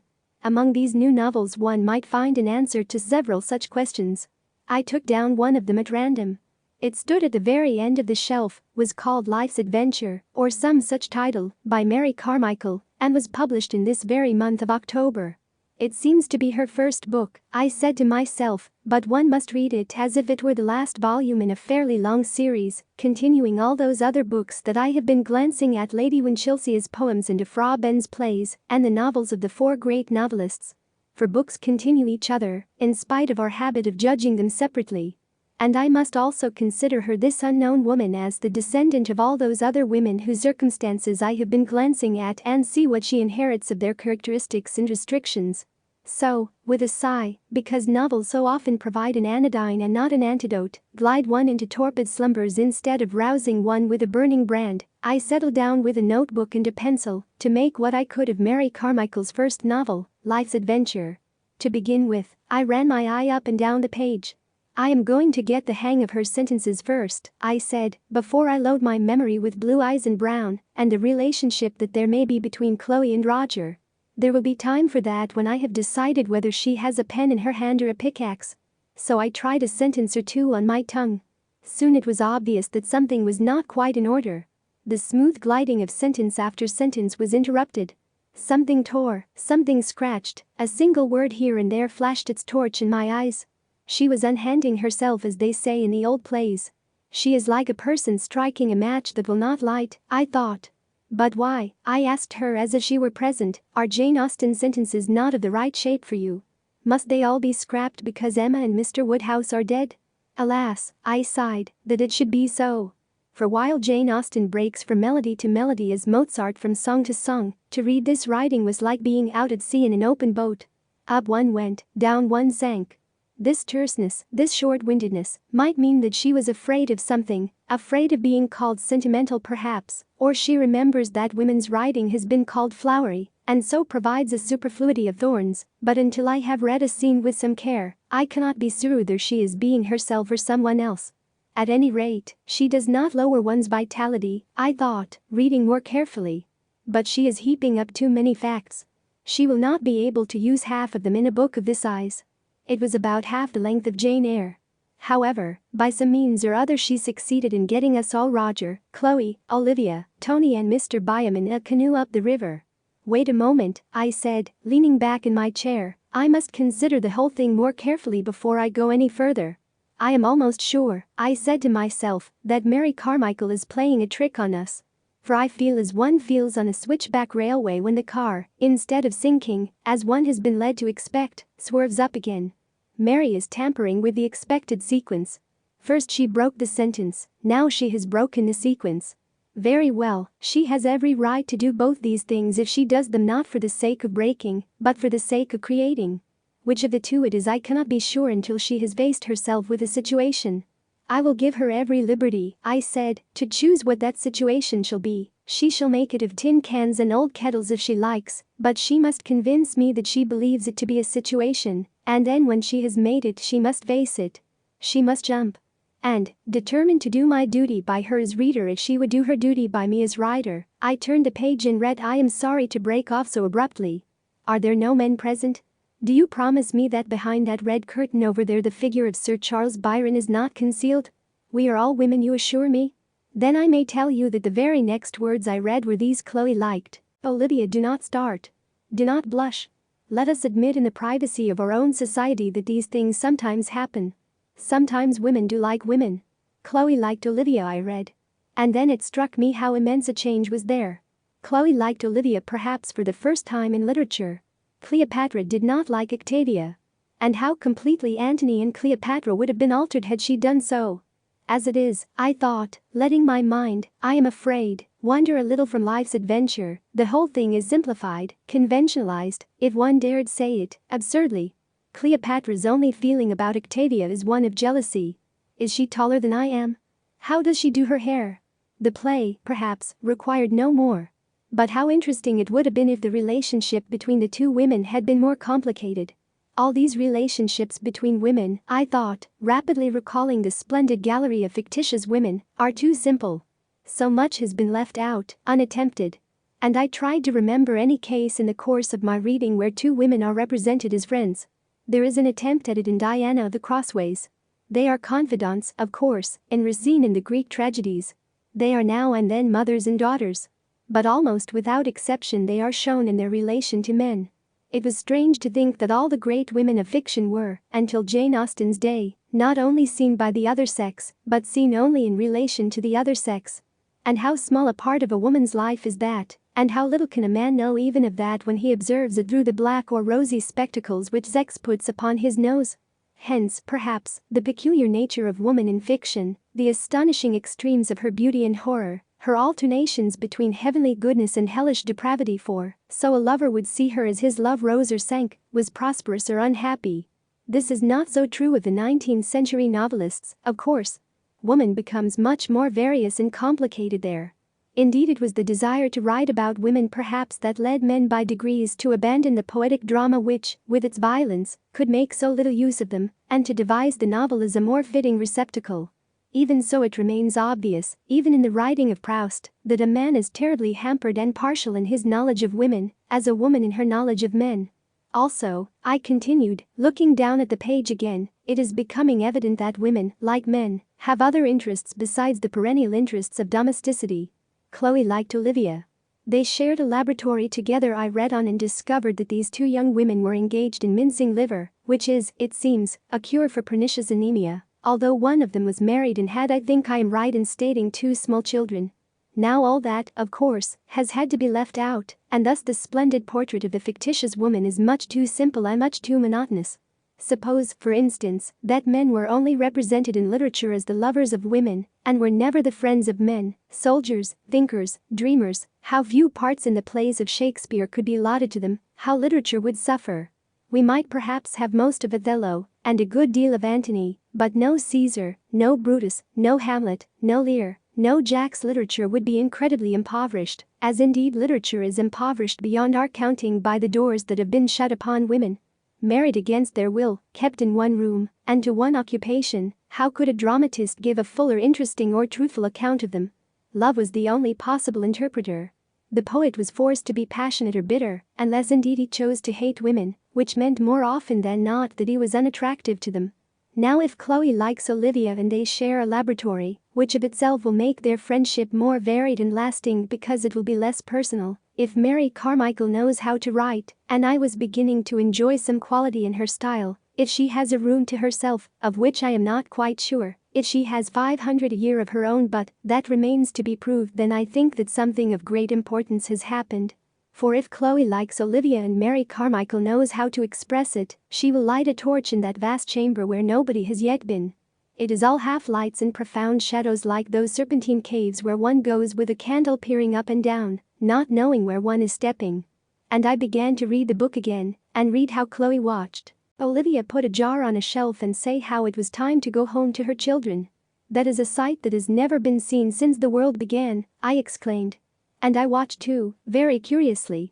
For I wanted to see how Mary Carmichael set to work to catch those unrecorded gestures, those unsaid or half-said words, which form themselves, no more palpably than the shadows of moths on the ceiling, when women are alone, unlit by the capricious and colored light of the other sex. "She will need to hold her breath," I said, reading on, "if she is to do it, for women are so suspicious of any interest that is not some obvious motive behind it, so terribly accustomed to concealment and suppression, that they are off at the flicker of an eye turned observantly in their direction. The only way for you to do it," I thought, addressing Mary Carmichael as if she were there, "would be to talk of something else, looking steadily out of the window, and thus note, not with a pencil in a notebook, but in the shortest of shorthand, in words that are hardly syllabled yet, what happens when Olivia, this organism that has been under the shadow of the rock these million years, feels the light fall on it, and sees coming her way a piece of strange food, knowledge, adventure, art. And she reaches out for it," I thought, again raising my eyes from the page, "and has to devise some entirely new combination of her resources, so highly developed for other purposes, so as to absorb the new into the old, without disturbing the infinitely intricate and elaborate balance of the whole." But, alas, I had done what I had determined not to do. I had slipped unthinkingly into praise of my own sex. Highly developed, infinitely intricate, such are undeniably terms of praise, and to praise one's own sex is always suspect, often silly. Moreover, in this case, how could one justify it? One could not go to the map and say Columbus discovered America and Columbus was a woman, or take an apple and remark, Newton discovered the laws of gravitation, and Newton was a woman, or look into the sky and say aeroplanes are flying overhead, and aeroplanes were invented by women. There is no mark on the wall to measure the precise height of women. There are no yard measures, neatly divided into the fractions of an inch, that one can lay against the qualities of a good mother, or the devotion of a daughter, or the fidelity of a sister, or the capacity of a housekeeper. Few women even now have been graded at the universities. The great trials of the professions, army and navy, trade, politics and diplomacy, have hardly tested them. They remain even at this moment almost unclassified. But if I want to know all that a human being can tell me about Sir Holly Butts, for instance, I have only to open Burker Debrett, and I shall find that he took such and such a degree, owns a Hall, has an heir, was secretary to a board, represented Great Britain and Canada, and has received a certain number of degrees, offices, medals and other distinctions, by which his merits are stamped upon him indelibly. Only Providence can know more about Sir Holly Butts than that. When, therefore, I say highly developed, infinitely intricate of women, I am unable to verify my words either in Whitaker, Debrett or the university calendar. In this predicament, what can I do? And I looked at the bookcase again. There were the biographies, Johnson and Goethe and Carlyle and Sterne and Cowper and Shelley and Voltaire and Browning and many others. And I began thinking of all those great men who have for one reason or another admired, sought out, lived with, confided in, made love to, written of, trusted in, and shown what can only be described as in need of, and dependence upon certain persons of the opposite sex. That all these relationships were absolutely platonic I would not affirm, and Sir William Joynson Hicks would probably deny. But we should wrong these illustrious men very greatly if we insisted that they got nothing from these alliances but comfort, flattery and the pleasures of the body. What they got, it is obvious, was something that their own sex was unable to supply, and it would not be rash, perhaps, to define it further, without quoting the doubtless rhapsodical words of the poets, as some stimulus, some renewal of creative power which is in the gift only of the opposite sex to bestow. He would open the door of drawing-room or nursery, I thought, and find her among her children perhaps, or with a piece of embroidery on her knee at any rate, the center of some different order and system of life, and the contrast between this world and his own, which might be the law courts or the House of Commons, would at once refresh and invigorate, and there would follow, even in the simplest talk, such a natural difference of opinion, that the dried ideas in him would be fertilized anew, and the sight of her creating in a different medium from his own would so quicken his creative power that insensibly his sterile mind would begin to plot again, and he would find a phrase or the scene which was lacking when he put on his hat to visit her. Every Johnson has his Thrale, and holds fast to her for some such reasons as these, and when the Thrale marries her Italian music master, Johnson goes half mad with rage and disgust, not merely that he will miss his pleasant evenings at Streatham, but that the light of his life will be as if gone out. And without being Dr. Johnson or Goethe or Carlyle or Voltaire, one may feel, though very differently from these great men, the nature of this intricacy and the power of this highly developed creative faculty among women. One goes into the room but the resources of the English language would be much put to the stretch, and whole flights of words would need to wing their way illegitimately into existence before a woman could say what happens when she goes into a room. The rooms differ so completely, they are calm or thunderous, open on to the sea, or, on the contrary, give on to a prison yard, are hung with washing, or alive with opals and silks, are hard as horsehair or soft as feathers. One has only to go into any room in any street for the whole of that extremely complex force of femininity to fly in one's face. How should it be otherwise? For women have sat indoors all these millions of years, so that by this time the very walls are permeated by their creative force, which has, indeed, so overcharged the capacity of bricks and mortar that it must needs harness itself to pens and brushes in business and politics. But this creative power differs greatly from the creative power of men. And one must conclude that it would be 1,000 pities if it were hindered or wasted, for it was won by centuries of the most drastic discipline, and there is nothing to take its place. It would be 1,000 pities if women wrote like men, or lived like men, or looked like men, for if two sexes are quite inadequate, considering the vastness and variety of the world, how should we manage with one only? Ought not education to bring out and fortify the differences rather than the similarities? For we have too much likeness as it is, and if an explorer should come back and bring word of other sexes looking through the branches of other trees at other skies, nothing would be of greater service to humanity. And we should have the immense pleasure into the bargain of watching Professor X rush for his Meseringrads to prove himself superior. Mary Carmichael, I thought, still hovering at a little distance above the page, will have her work cut out for her merely as an observer. I am afraid indeed that she will be tempted to become, what I think the less interesting branch of the species, the naturalist novelist, and not the contemplative. There are so many new facts for her to observe. She will not need to limit herself any longer to the respectable houses of the upper middle classes. She will go without kindness or condescension, but in the spirit of fellowship, into those small, scented rooms where sit the courtesan, the harlot and the lady with the pug dog. There they still sit in the rough and ready-made clothes that the male writer has had perforce to clap upon their shoulders. But Mary Carmichael will have out her scissors and fit them close to every hollow and angle. It will be a curious sight, when it comes, to see these women as they are, but we must wait a little, for Mary Carmichael will still be encumbered with that self-consciousness in the presence of sin, which is the legacy of our sexual barbarity. She will still wear the shoddy old fetters of class on her feet. However, the majority of women are neither harlots nor courtesans, nor do they sit clasping pug dogs to dusty velvet all through the summer afternoon. But what do they do then? And there came to my mind's eye one of those long streets somewhere south of the river, whose infinite rows are innumerably populated. With the eye of the imagination I saw a very ancient lady crossing the street on the arm of a middle-aged woman, her daughter, perhaps, both so respectably booted and furred that their dressing in the afternoon must be a ritual, and the clothes themselves put away in cupboards with camphor, year after year, throughout the summer months. They cross the road when the lamps are being lit, for the dusk is their favorite hour, as they must have done year after year. The elder is close on 80, but if one asked her what her life is meant to her, she would say that she remembered the streets lit for the Battle of Balaclava, or had heard the guns fire in Hyde Park for the birth of King Edward VII. And if one asked her, longing to pin down the moment with date and season, but what were you doing on the 5th of April 1868, or the 2nd of November 1875, she would look vague and say that she could remember nothing.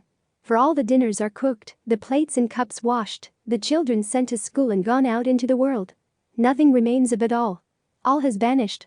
No biography or history has a word to say about it. And the novels, without meaning to, inevitably lie.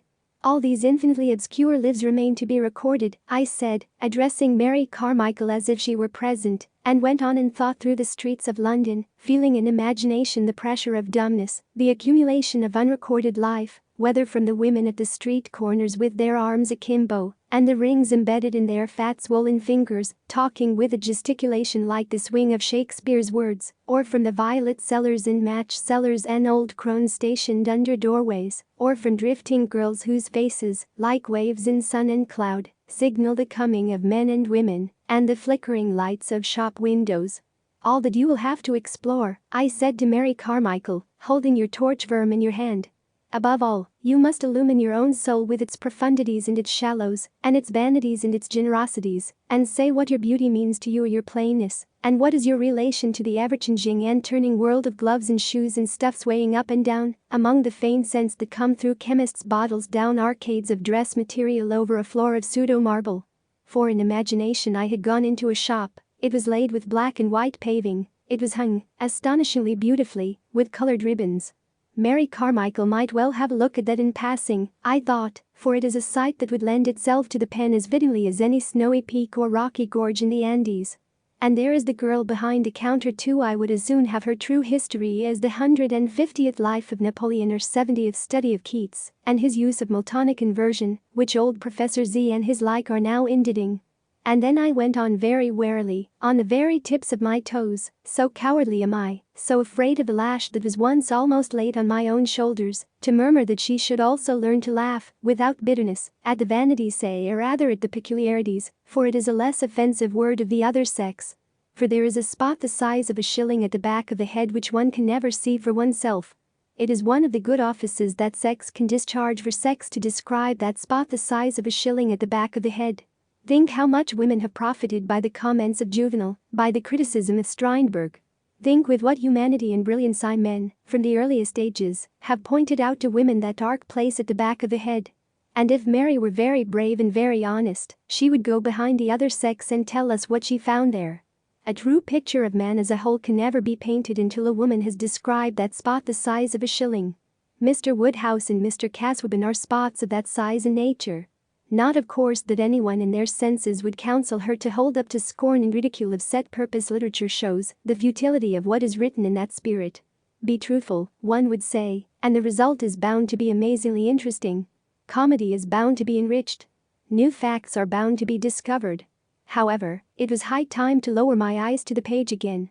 It would be better, instead of speculating what Mary Carmichael might write and should write, to see what in fact Mary Carmichael did write. So I began to read again. I remembered that I had certain grievances against her. She had broken up Jane Austen's sentence, and thus given me no chance of pluming myself upon my impeccable taste, my fastidious ear. For it was useless to say, yes, this is very nice, but Jane Austen wrote much better than you do, when I had to admit that there was no point of likeness between them. Then she had gone further and broken the sequence, the expected order. Perhaps she had done this unconsciously, merely giving things their natural order, as a woman would, if she wrote like a woman. But the effect was somehow baffling. One could not see a wave heaping itself, a crisis coming round the next corner. Therefore I could not plume myself either upon the depths of my feelings and my profound knowledge of the human heart. For whenever I was about to feel the usual things in the usual places, about love, about death, the annoying creature twitched me away, as if the important point were just a little further on. And thus she made it impossible for me to roll out my sonorous phrases about elemental feelings, the common stuff of humanity, the depths of the human heart, and all those other phrases which support us in our belief that, however clever we may be on top, we are very serious, very profound and very humane underneath. She made me feel, on the contrary, that instead of being serious and profound and humane, one might be, and the thought was far less seductive, merely lazy-minded and conventional into the bargain. But I read on, and noted certain other facts. She was no genius, that was evident. She had nothing like the love of nature, the fiery imagination, the wild poetry, the brilliant wit, the brooding wisdom of her great predecessors, Lady Winchilsea, Charlotte Brontë, Emily Brontë, Jane Austen and George Eliot. She could not write with the melody and the dignity of Dorothy Osborne. Indeed, she was no more than a clever girl whose books will no doubt be pulped by the publishers in 10 years' time. But, nevertheless, she had certain advantages which women of far greater gift lacked even half a century ago. Men were no longer to her the opposing faction. She need not waste her time railing against them. She need not climb onto the roof and ruin her peace of mind longing for travel, experience and a knowledge of the world and character that were denied her. Fear and hatred were almost gone, or traces of them showed only in a slight exaggeration of the joy of freedom, a tendency to the caustic and satirical, rather than to the romantic, in her treatment of the other sex. Then there could be no doubt that as a novelist she enjoyed some natural advantages of a high order. She had a sensibility that was very wide, eager and free. It responded to an almost imperceptible touch on it. It feasted like a plant newly stood in the air on every sight and sound that came its way. It ranged too, very subtly and curiously, among almost unknown or unrecorded things. It lighted on small things and showed that perhaps they were not small after all. It brought buried things to light and made one wonder what need there had been to bury them. Awkward though she was, and without the unconscious bearing of long descent which makes the least turn of the pen of a Thackeray or a Lamb delightful to the ear, she had, I began to think, mastered the first great lesson. She wrote as a woman, but as a woman who has forgotten that she is a woman, so that her pages were full of that curious sexual quality which comes only when sex is unconscious of itself. All this was to the good. But no abundance of sensation or fineness of perception would avail unless she could build up out of the fleeting and the personal the lasting edifice which remains unthrown. I had said that I would wait until she faced herself with a situation. And I meant by that until she proved by summoning, beckoning and getting together that she was not a skimmer of surfaces merely, but had looked beneath into the depths. Now is the time, she would say to herself at a certain moment, when without doing anything violent I can show the meaning of all this. And she would begin, how unmistakable that quickening is, beckoning and summoning, and there would rise up in memory, half forgotten, perhaps quite trivial things in other chapters dropped by the way. And she would make their presence felt, while someone sewed or smoked a pipe as naturally as possible, and one would feel, as she went on writing, as if one had gone to the top of the world and seen it laid out, very majestically, beneath. At any rate, she was making the attempt. And as I watched her lengthening out for the test, I saw, but hoped that she did not see, the bishops and the deans, the doctors and the professors, the patriarchs and the pedagogues all at her shouting warning and advice. You can't do this, and you shan't do that. Fellows and scholars only allowed on the grass. Ladies not admitted without a letter of introduction. Aspiring and graceful female novelists this way. So they kept at her like the crowd at a fence on the racecourse, and it was her trial to take her fence without looking to right or to left. If you stop to curse you are lost, I said to her. Equally, if you stop to laugh, hesitate or fumble, and you are done for. Think only of the jump, I implored her, as if I had put the whole of my money on her back. And she went over it like a bird. But there was a fence beyond that and a fence beyond that. Whether she had the staying power I was doubtful, for the clapping and the crying were fraying to the nerves. But she did her best. Considering that Mary Carmichael was no genius, but an unknown girl writing her first novel in a bed-sitting room, without enough of those desirable things, time, money and idleness, she did not do so badly, I thought. Give her another 100 years, I concluded, reading the last chapter. People's noses and bare shoulders showed naked against a starry sky, for someone had twitched the curtain in the drawing room. Give her a room of her own and 500 a year, let her speak her mind, and leave out half that she now puts in, And she will write a better book one of these days. She will be a poet, I said, putting Life's Adventure, by Mary Carmichael, at the end of the shelf, in another 100 years' time. 6. Next day the light of the October morning was falling in dusty shafts through the uncurtained windows, and the hum of traffic rose from the street. London then was winding itself up again, the factory was astir, the machines were beginning. It was tempting, after all this reading, to look out of the window and see what London was doing on the morning of the 26th of October 1928. And what was London doing? Nobody, it seemed, was reading Antony and Cleopatra. London was wholly indifferent, it appeared, to Shakespeare's plays. Nobody cared a straw, and I do not blame them for the future of fiction, the death of poetry or the development by the average woman of a prose style completely expressive of her mind. If opinions upon any of these matters had been chalked on the pavement, nobody would have stooped to read them. The nonchalance of the hurrying feet would have rubbed them out in half an hour. Here came an errand boy, here a woman with a dog on a lead. The fascination of the London street is that no two people are ever alike, each seems bound on some private affair of his own. There were the businesslike, with their little bags, there were the drifters rattling sticks upon area railings, there were affable characters to whom the street served for clubroom, hailing men in carts, and giving information without being asked for it. Also there were funerals to which men, thus suddenly reminded of the passing of their own bodies, lifted their hats. And then a very distinguished gentleman came slowly down a doorstep and paused to avoid collision with a bustling lady who had, by some means or other, acquired a splendid fur coat and a bunch of Parma violets. They all seemed separate, self-absorbed, on business of their own. At this moment, as so often happens in London, there was a complete lull and suspension of traffic. Nothing came down the street, nobody passed. A single leaf detached itself from the plane tree at the end of the street, and in that pause and suspension fell. Somehow it was like a signal falling, a signal pointing to a force in things which one had overlooked.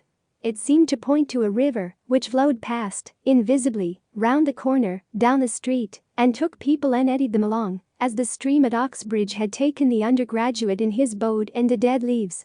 Now it was bringing from one side of the street to the other diagonally a girl in patent leather boots, and then a young man in a maroon overcoat. It was also bringing a taxi cab. And it brought all three together at a point directly beneath my window, where the taxi stopped, and the girl and the young man stopped, and they got into the taxi, and then the cab glided off as if it were swept on by the current elsewhere. The sight was ordinary enough, what was strange was the rhythmical order with which my imagination had invested it, and the fact that the ordinary sight of two people getting into a cab had the power to communicate something of their own seeming satisfaction. The sight of two people coming down the street and meeting at the corner seems to ease the mind of some strain, I thought, watching the taxi turn and make off. Perhaps to think, as I had been thinking these 2 days, of one sex as distinct from the other is an effort. It interferes with the unity of the mind. Now that effort had ceased and that unity had been restored by seeing two people come together and get into a taxicab.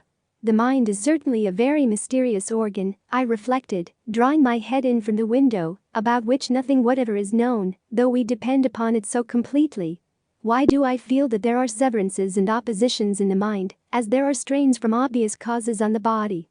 What does one mean by the unity of the mind?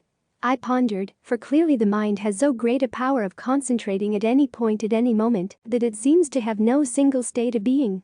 It can separate itself from the people in the street, for example, and think of itself, as apart from them, at an upper window looking down on them. Or it can think with other people spontaneously, as, for instance, in a crowd waiting to hear some piece of news read out.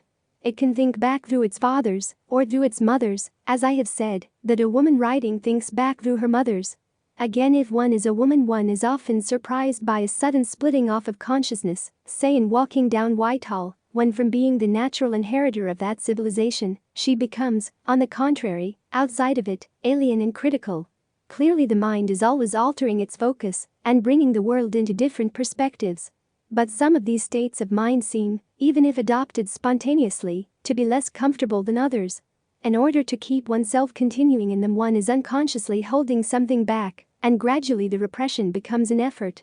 But there may be some state of mind in which one could continue without effort, because nothing is required to be held back. And this perhaps, I thought, coming in from the window, is one of them. For certainly when I saw the couple get into the taxicab, the mind felt as if, after being divided, it had come together again in a natural fusion. The obvious reason would be that it is natural for the sexes to cooperate. One has a profound, if irrational, instinct in favor of the theory that the union of man and woman makes for the greatest satisfaction, the most complete happiness. But the sight of the two people getting into the taxi and the satisfaction it gave me made me also ask whether there are two sexes in the mind corresponding to the two sexes in the body, and whether they also require to be united in order to get complete satisfaction and happiness. And I went on amateurishly to sketch a plan of the soul, so that in each of us two powers preside, one male, one female, and in the man's brain the man predominates over the woman, and in the woman's brain the woman predominates over the man. The normal and comfortable state of being is that when the two live in harmony together, spiritually cooperating. If one is a man, still the woman part of his brain must have effect, and a woman also must have intercourse with the man in her. Coleridge perhaps meant this when he said that a great mind is androgynous. It is when this fusion takes place that the mind is fully fertilized and uses all its faculties. Perhaps a mind that is purely masculine cannot create any more than a mind that is purely feminine, I thought. But it would be well to test what one meant by man womanly, and conversely by woman manly, by pausing and looking at a book or two. Coleridge certainly did not mean, when he said that a great mind is androgynous, that it is a mind that has any special sympathy with women, a mind that takes up their cause or devotes itself to their interpretation. Perhaps the androgynous mind is less apt to make these distinctions than the single-sexed mind. He meant, perhaps, that the androgynous mind is resonant and porous, that it transmits emotion without impediment, that it is naturally creative, incandescent and undivided. In fact, one goes back to Shakespeare's mind as the type of the androgynous, of the man-womanly mind, though it would be impossible to say what Shakespeare thought of women. And if it be true that it is one of the tokens of the fully developed mind that it does not think specially or separately of sex, how much harder it is to attain that condition now than ever before.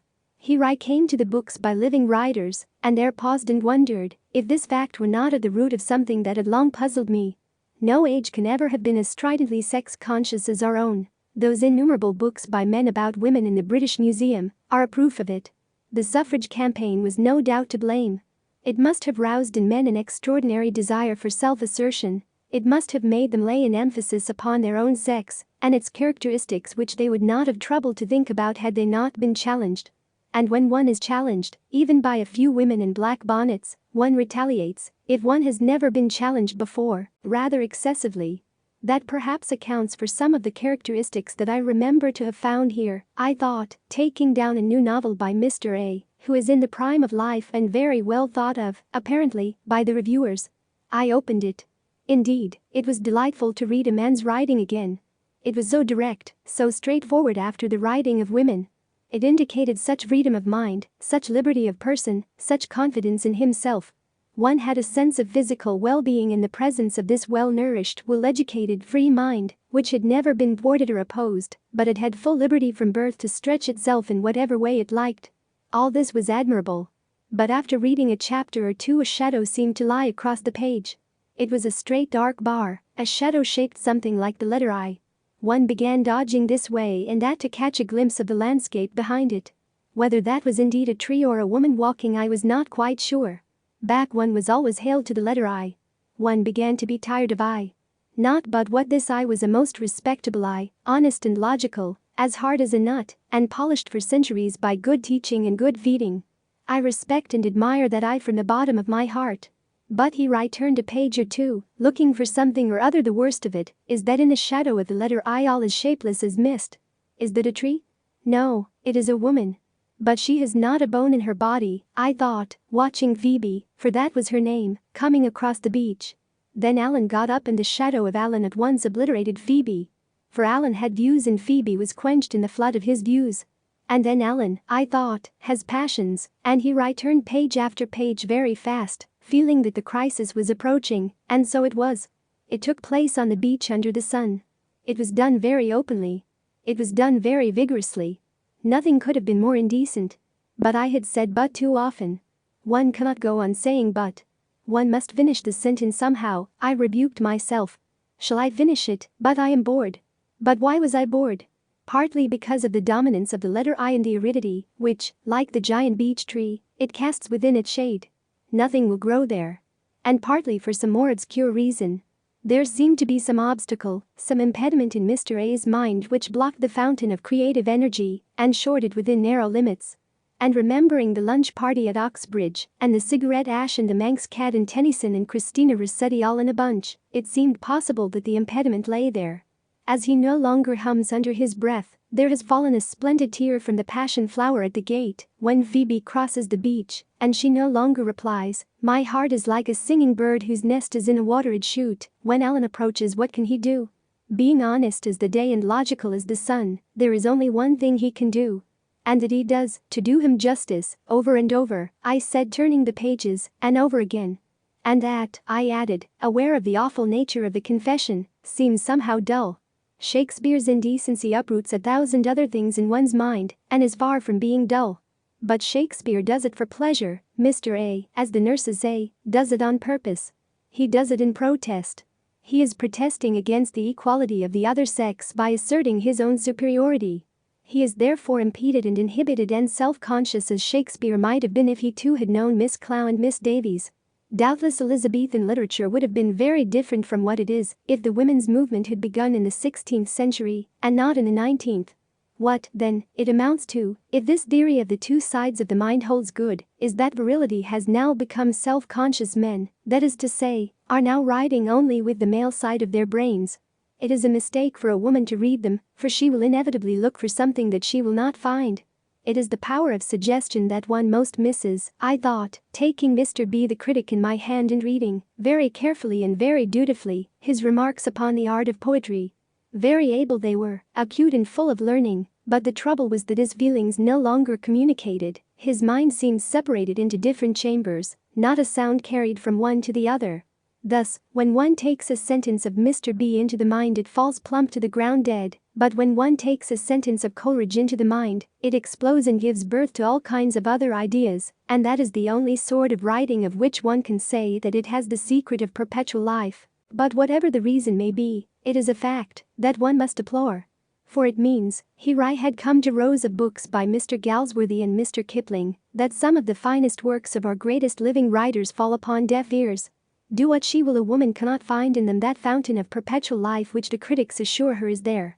It is not only that they celebrate male virtues, enforce male values, and describe the world of men, it is that the emotion with which these books are permeated is to a woman incomprehensible. It is coming, it is gathering, it is about to burst on one's head, one begins saying long before the end. That picture will fall on old Jolyon's head, he will die of the shock, the old clerk will speak over him 2 or 3 obituary words, and all the swans on the Thames will simultaneously burst out singing. But one will rush away before that happens and hide in the gooseberry bushes, for the emotion which is so deep, so subtle, so symbolical to a man moves a woman to wonder. So with Mr. Kipling's officers who turn their backs, and his sowers who sow the seed, and his men who are alone with their work, and a flag, one blushes at all these capital letters, as if one had been caught eavesdropping at some purely masculine orgy. The fact is that neither Mr. Galsworthy nor Mr. Kipling has a spark of the woman in him. Thus all their qualities seem to a woman, if one may generalize, crude and immature. They lack suggestive power. And when a book lacks suggestive power, however hard it hits the surface of the mind it cannot penetrate within. And in that restless mood in which one takes books out and puts them back again without looking at them, I began to envisage an age to come of pure, of self-assertive virility, such as the letters of professors, take Sir Walter Raleigh's letters, for instance, seem to forebode, and the rulers of Italy have already brought into being. For one can hardly fail to be impressed in Rome by the sense of unmitigated masculinity. And whatever the value of unmitigated masculinity upon the state, one may question the effect of it upon the art of poetry. At any rate, according to the newspapers, there is a certain anxiety about fiction in Italy. There has been a meeting of academicians whose object it is to develop the Italian novel. Men famous by birth, or in finance, industry or the fascist corporations came together the other day and discussed the matter, and a telegram was sent to the Deuce expressing the hope that the fascist era would soon give birth to a poet worthy of it. We may all join in that pious hope, but it is doubtful whether poetry can come of an incubator. Poetry ought to have a mother as well as a father. The fascist poem, one may fear, will be a horrid little abortion such as one sees in a glass jar in the museum of some county town. Such monsters never live long, it is said. One has never seen a prodigy of that sort cropping grass in a field. Two heads on one body do not make for length of life. However, the blame for all this, if one is anxious to lay blame, rests no more upon one sex than upon the other. All seducers and reformers are responsible, Lady Bessborough when she lied to Lord Granville, Miss Davies when she told the truth to Mr. Gregg. All who have brought about a state of sex consciousness are to blame, and it is they who drive me, when I want to stretch my faculties on a book, to seek it in that happy age, before Miss Davies and Miss Clow were born, when the writer used both sides of his mind equally. One must turn back to Shakespeare then, for Shakespeare was androgynous, and so were Keats and Sterne and Cowper and Lamb and Coleridge. Shelley perhaps was sexless. Milton and Ben Jonson had a dash too much of the male in them. So had Wordsworth and Tolstoy. In our time Proust was wholly androgynous, if not perhaps a little too much of a woman. But that failing is too rare for one to complain of it, since without some mixture of the kind the intellect seems to predominate, and the other faculties of the mind harden and become barren. However, I consoled myself with the reflection that this is perhaps a passing phase. Much of what I have said in obedience to my promise to give you the course of my thoughts will seem out of date. Much of what flames in my eyes will seem dubious to you who have not yet come of age. Even so, the very first sentence that I would write here, I said, crossing over to the writing table and taking up the page headed Women in Fiction, is that it is fatal for anyone who writes to think of their sex. It is fatal to be a man or woman pure and simple. One must be woman manly or man womanly. It is fatal for a woman to lay the least stress on any grievance, to plead even with justice any cause, in any way to speak consciously as a woman. And fatal is no figure of speech, for anything written with that conscious bias is doomed to death. It ceases to be fertilized. Brilliant and effective, powerful and masterly, as it may appear for a day or two, it must wither at nightfall. It cannot grow in the minds of others. Some collaboration has to take place in the mind between the woman and the man before the art of creation can be accomplished. Some marriage of opposites has to be consummated. The whole of the mind must lie wide open if we are to get the sense that the writer is communicating his experience with perfect fullness. There must be freedom and there must be peace. Not a wheel must grate, not a light glimmer. The curtains must be close drawn. The writer, I thought, once his experience is over, must lie back and let his mind celebrate its nuptials in darkness. He must not look or question what is being done. Rather, he must pluck the petals from a rose or watch the swans float calmly down the river. And I saw again the current which took the boat and the undergraduate in the dead leaves, and the taxi took the man and the woman, I thought, seeing them come together across the street, and the current swept them away, I thought, hearing far off the roar of London's traffic, into that tremendous stream. Here, then, Mary Beaton ceases to speak. She has told you how she reached the conclusion, the prosaic conclusion, that it is necessary to have 500 a year, and a room with a lock on the door, if you are to write fiction or poetry. She has tried to lay bare the thoughts and impressions that led her to think this. She has asked you to follow her flying into the arms of a beetle, lunching here, dining there, drawing pictures in the British Museum, taking books from the shelf, looking out of the window. While she has been doing all these things, you no doubt have been observing her failings and foibles and deciding what effect they have had on her opinions. You have been contradicting her and making whatever additions and deductions seem good to you. That is all as it should be, for in a question like this truth is only to be had by laying together many varieties of error. And I will end now in my own person by anticipating two criticisms, so obvious that you can hardly fail to make them. No opinion has been expressed, you may say, upon the comparative merits of the sexes even as writers. That was done purposely, because, even if the time had come for such evaluation, and it is far more important at the moment to know how much money women had, and how many rooms, than to theorize about their capacities. Even if the time had come, I do not believe that gifts, whether of mind or character, can be weighed like sugar and butter, not even in Cambridge, where they are so adept at putting people into classes and fixing caps on their heads and letters after their names.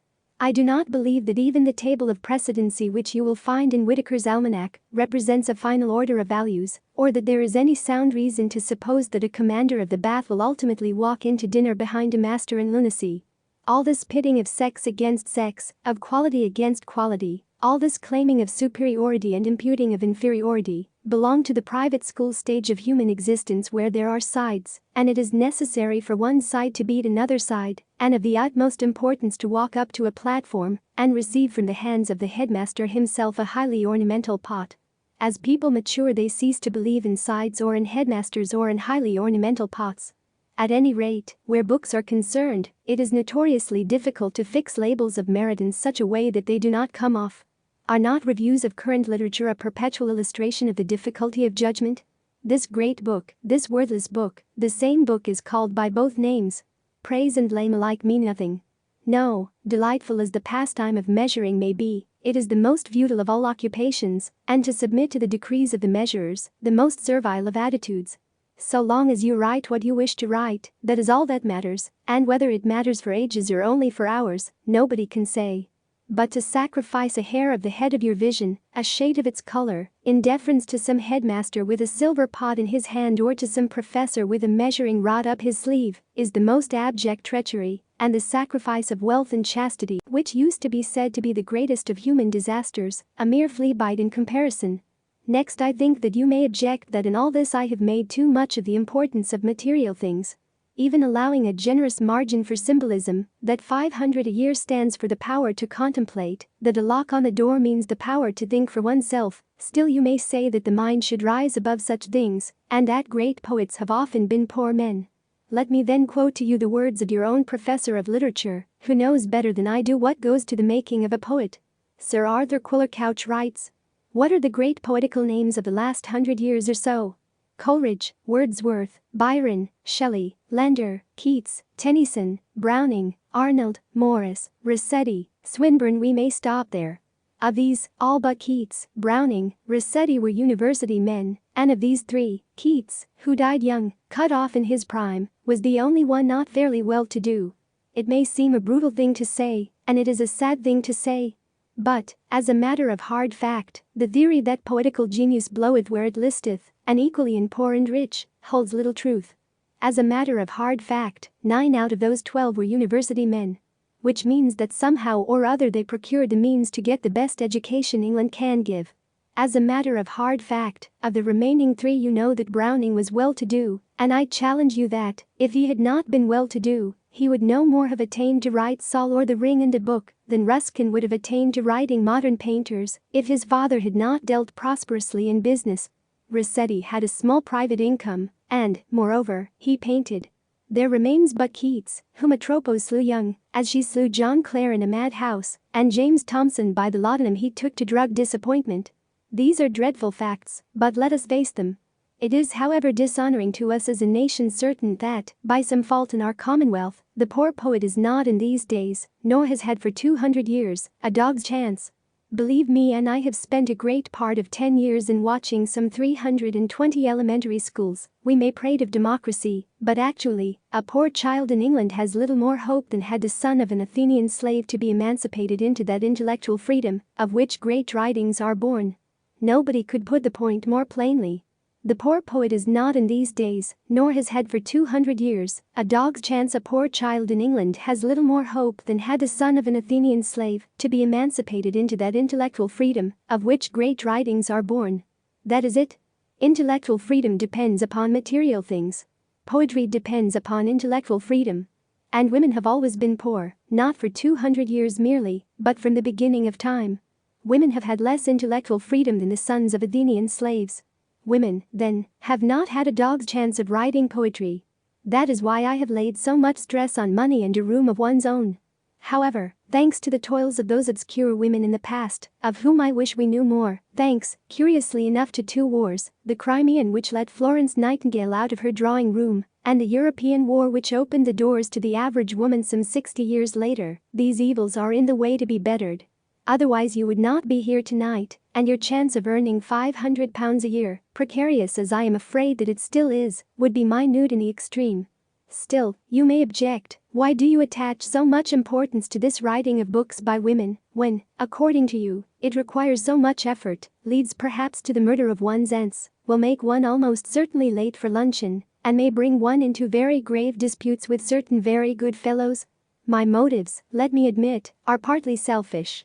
Like most uneducated Englishwomen, I like reading books in the bulk.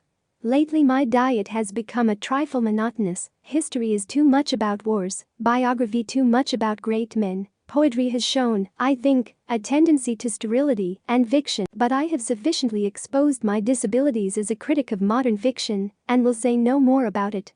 Therefore I would ask you to write all kinds of books, hesitating at no subject however trivial or however vast. By hook or by crook, I hope that you will possess yourselves of money enough to travel and to idle, to contemplate the future or the past of the world, to dream over books and loiter at street corners, and let the line of thought dip deep into the stream. For I am by no means confining you to fiction. If you would please me, and there are thousands like me, you would write books of travel and adventure, and research and scholarship, and history and biography, and criticism and philosophy and science. By so doing you will certainly profit the art of fiction. For books have a way of influencing each other. Fiction will be much the better for standing cheek by jowl with poetry and philosophy. Moreover, if you consider any great figure of the past, like Sappho, like the Lady Murasaki, like Emily Bront, you will find that she is an inheritor as well as an originator, and has come into existence because women have come to have the habit of writing naturally, so that even as a prelude to poetry such activity on your part would be invaluable. But when I look back through these notes and criticize my own train of thought as I made them, I find that my motives were not altogether selfish. There runs through these comments and discursions the conviction, or is it the instinct, that good books are desirable, and that good writers, even if they show every variety of human depravity, are still good human beings. Thus when I ask you to write more books, I am urging you to do what will be for your good and for the good of the world at large. How to justify this instinct or belief I do not know, for philosophic words, if one has not been educated at a university, are apt to play one false. What is meant by reality? It would seem to be something very erratic, very undependable, now to be found in a dusty road, now in a scrap of newspaper in the street, now a daffodil in the sun. It lights up a group in a room and stamps some casual saying. It overwhelms one walking home beneath the stars, and makes the silent world more real than the world of speech, and then there it is again in an omnibus in the uproar of Piccadilly. Sometimes, too, it seems to dwell in shapes too far away for us to discern what their nature is. But whatever it touches, it fixes and makes permanent. That is what remains over when the skin of the day has been cast into the hedge, that is what is left of past time and of our loves and hates. Now the writer, as I think, has the chance to live more than other people in the presence of this reality. It is his business to find it and collect it and communicate it to the rest of us. So at least I infer from reading Lear or Laurie Church du Temps Perdu. For the reading of these books seems to perform a curious couching operation on the senses, one sees more intensely afterwards, the world seems bared of its covering and given an intenser life. Those are the enviable people who live at enmity with unreality, and those are the pitiable who are knocked on the head by the thing done without knowing or caring. So that when I ask you to earn money and have a room of your own, I am asking you to live in the presence of reality, an invigorating life, it would appear, whether one can impart it or not. Here I would stop, but the pressure of convention decrees that every speech must end with a peroration. And a peroration addressed to women should have something, you will agree, particularly exalting and ennobling about it. I should implore you to remember your responsibilities, to be higher, more spiritual. I should remind you how much depends upon you, and what an influence you can exert upon the future. But those exhortations can safely, I think, be left to the other sex, who will put them, and indeed have put them, with far greater eloquence than I can compass. When I rummage in my own mind, I find no noble sentiments about being companions and equals, and influencing the world to higher ends. I find myself saying briefly and prosaically that it is much more important to be oneself than anything else. Do not dream of influencing other people, I would say, if I knew how to make it sound exalted. Think of things in themselves. And again I am reminded by dipping into newspapers and novels and biographies that when a woman speaks to women, she should have something very unpleasant up her sleeve. Women are hard on women. Women dislike women. Women, but are you not sick to death of the word? I can assure you that I am. Let us agree, then, that a paper read by a woman to women should end with something particularly disagreeable. But how does it go? What can I think of? The truth is, I often like women. I like their unconventionality. I like their completeness. I like their anonymity. But I must not run on in this way. That cupboard there, you say it holds clean table napkins only, but what if Sir Archibald Bodkin were concealed among them? Let me then adopt a sterner tone. Have I, in the preceding words, conveyed to you sufficiently the warnings and reprobation of mankind? I have told you the very low opinion in which you were held by Mr. Oscar Browning. I have indicated what Napoleon once thought of you and what Mussolini thinks now. Then, in case any of you aspire to fiction, I have copied out for your benefit the advice of the critic about courageously acknowledging the limitations of your sex. I have referred to Professor X and given prominence to his statement that women are intellectually, morally and physically inferior to men. I have handed on all that has come my way without going in search of it, and here is a final warning from Mr. John Langdon Davies 11. Mr. John Langdon Davies warns women that when children cease to be altogether desirable, women cease to be altogether necessary. I hope you will make a note of it. How can I further encourage you to go about the business of life? Young women, I would say, and please attend, for the peroration is beginning, you are, in my opinion, disgracefully ignorant. You have never made a discovery of any sort of importance. You have never shaken an empire or led an army into battle. The plays of Shakespeare are not by you, and you have never introduced a barbarous race to the blessings of civilization. What is your excuse? It is all very well for you to say, pointing to the streets and squares and forests of the globe swarming with black and white and coffee-colored inhabitants, all busily engaged in traffic and enterprise and love-making, we have had other work on our hands. Without our doing, those seas would be unsailed, and those fertile lands a desert. We have born and bred and washed and taught, perhaps to the age of 6 or 7 years, the 1,623 million human beings who are, according to statistics, at present in existence, and that, allowing that some had help, takes time. There is truth in what you say, I will not deny it. But at the same time may I remind you that there have been at least 2 colleges for women in existence in England since the year 1866, that after the year 1880, a married woman was allowed by law to possess her own property, and that in 1919, which is a whole 9 years ago, she was given a vote. May I also remind you that most of the professions have been open to you for close on 10 years now? When you reflect upon these immense privileges and the length of time during which they have been enjoyed, and the fact that there must be at this moment some 2,000 women capable of earning over 500 a year in one way or another, you will agree that the excuse of lack of opportunity, training, encouragement, leisure and money no longer holds good. Moreover, the economists are telling us that Mrs. Seton has had too many children. You must, of course, go on bearing children, but, so they say, in 2s and 3s, not in 10s and 12s. Thus, with some time on your hands and with some book learning in your brains, you have had enough of the other kind, and are sent to college partly, I suspect, to be uneducated. Surely, you should embark upon another stage of your very long, very laborious and highly obscure career. 1,000 pens are ready to suggest what you should do and what effect you will have. My own suggestion is a little fantastic, I admit. I prefer, therefore, to put it in the form of fiction. I told you in the course of this paper that Shakespeare had a sister, but do not look for her in Sir Sidney Lee's Life of the Poet. She died young, alas, she never wrote a word. She lies buried where the omnibuses now stop, opposite the Elephant and Castle. Now my belief is that this poet who never wrote a word and was buried at the crossroads still lives. She lives in you and in me, and in many other women who are not here tonight, for they are washing up the dishes and putting the children to bed. But she lives, for great poets do not die, they are continuing presences, they need only the opportunity to walk among us in the flesh. This opportunity, as I think, it is now coming within your power to give her.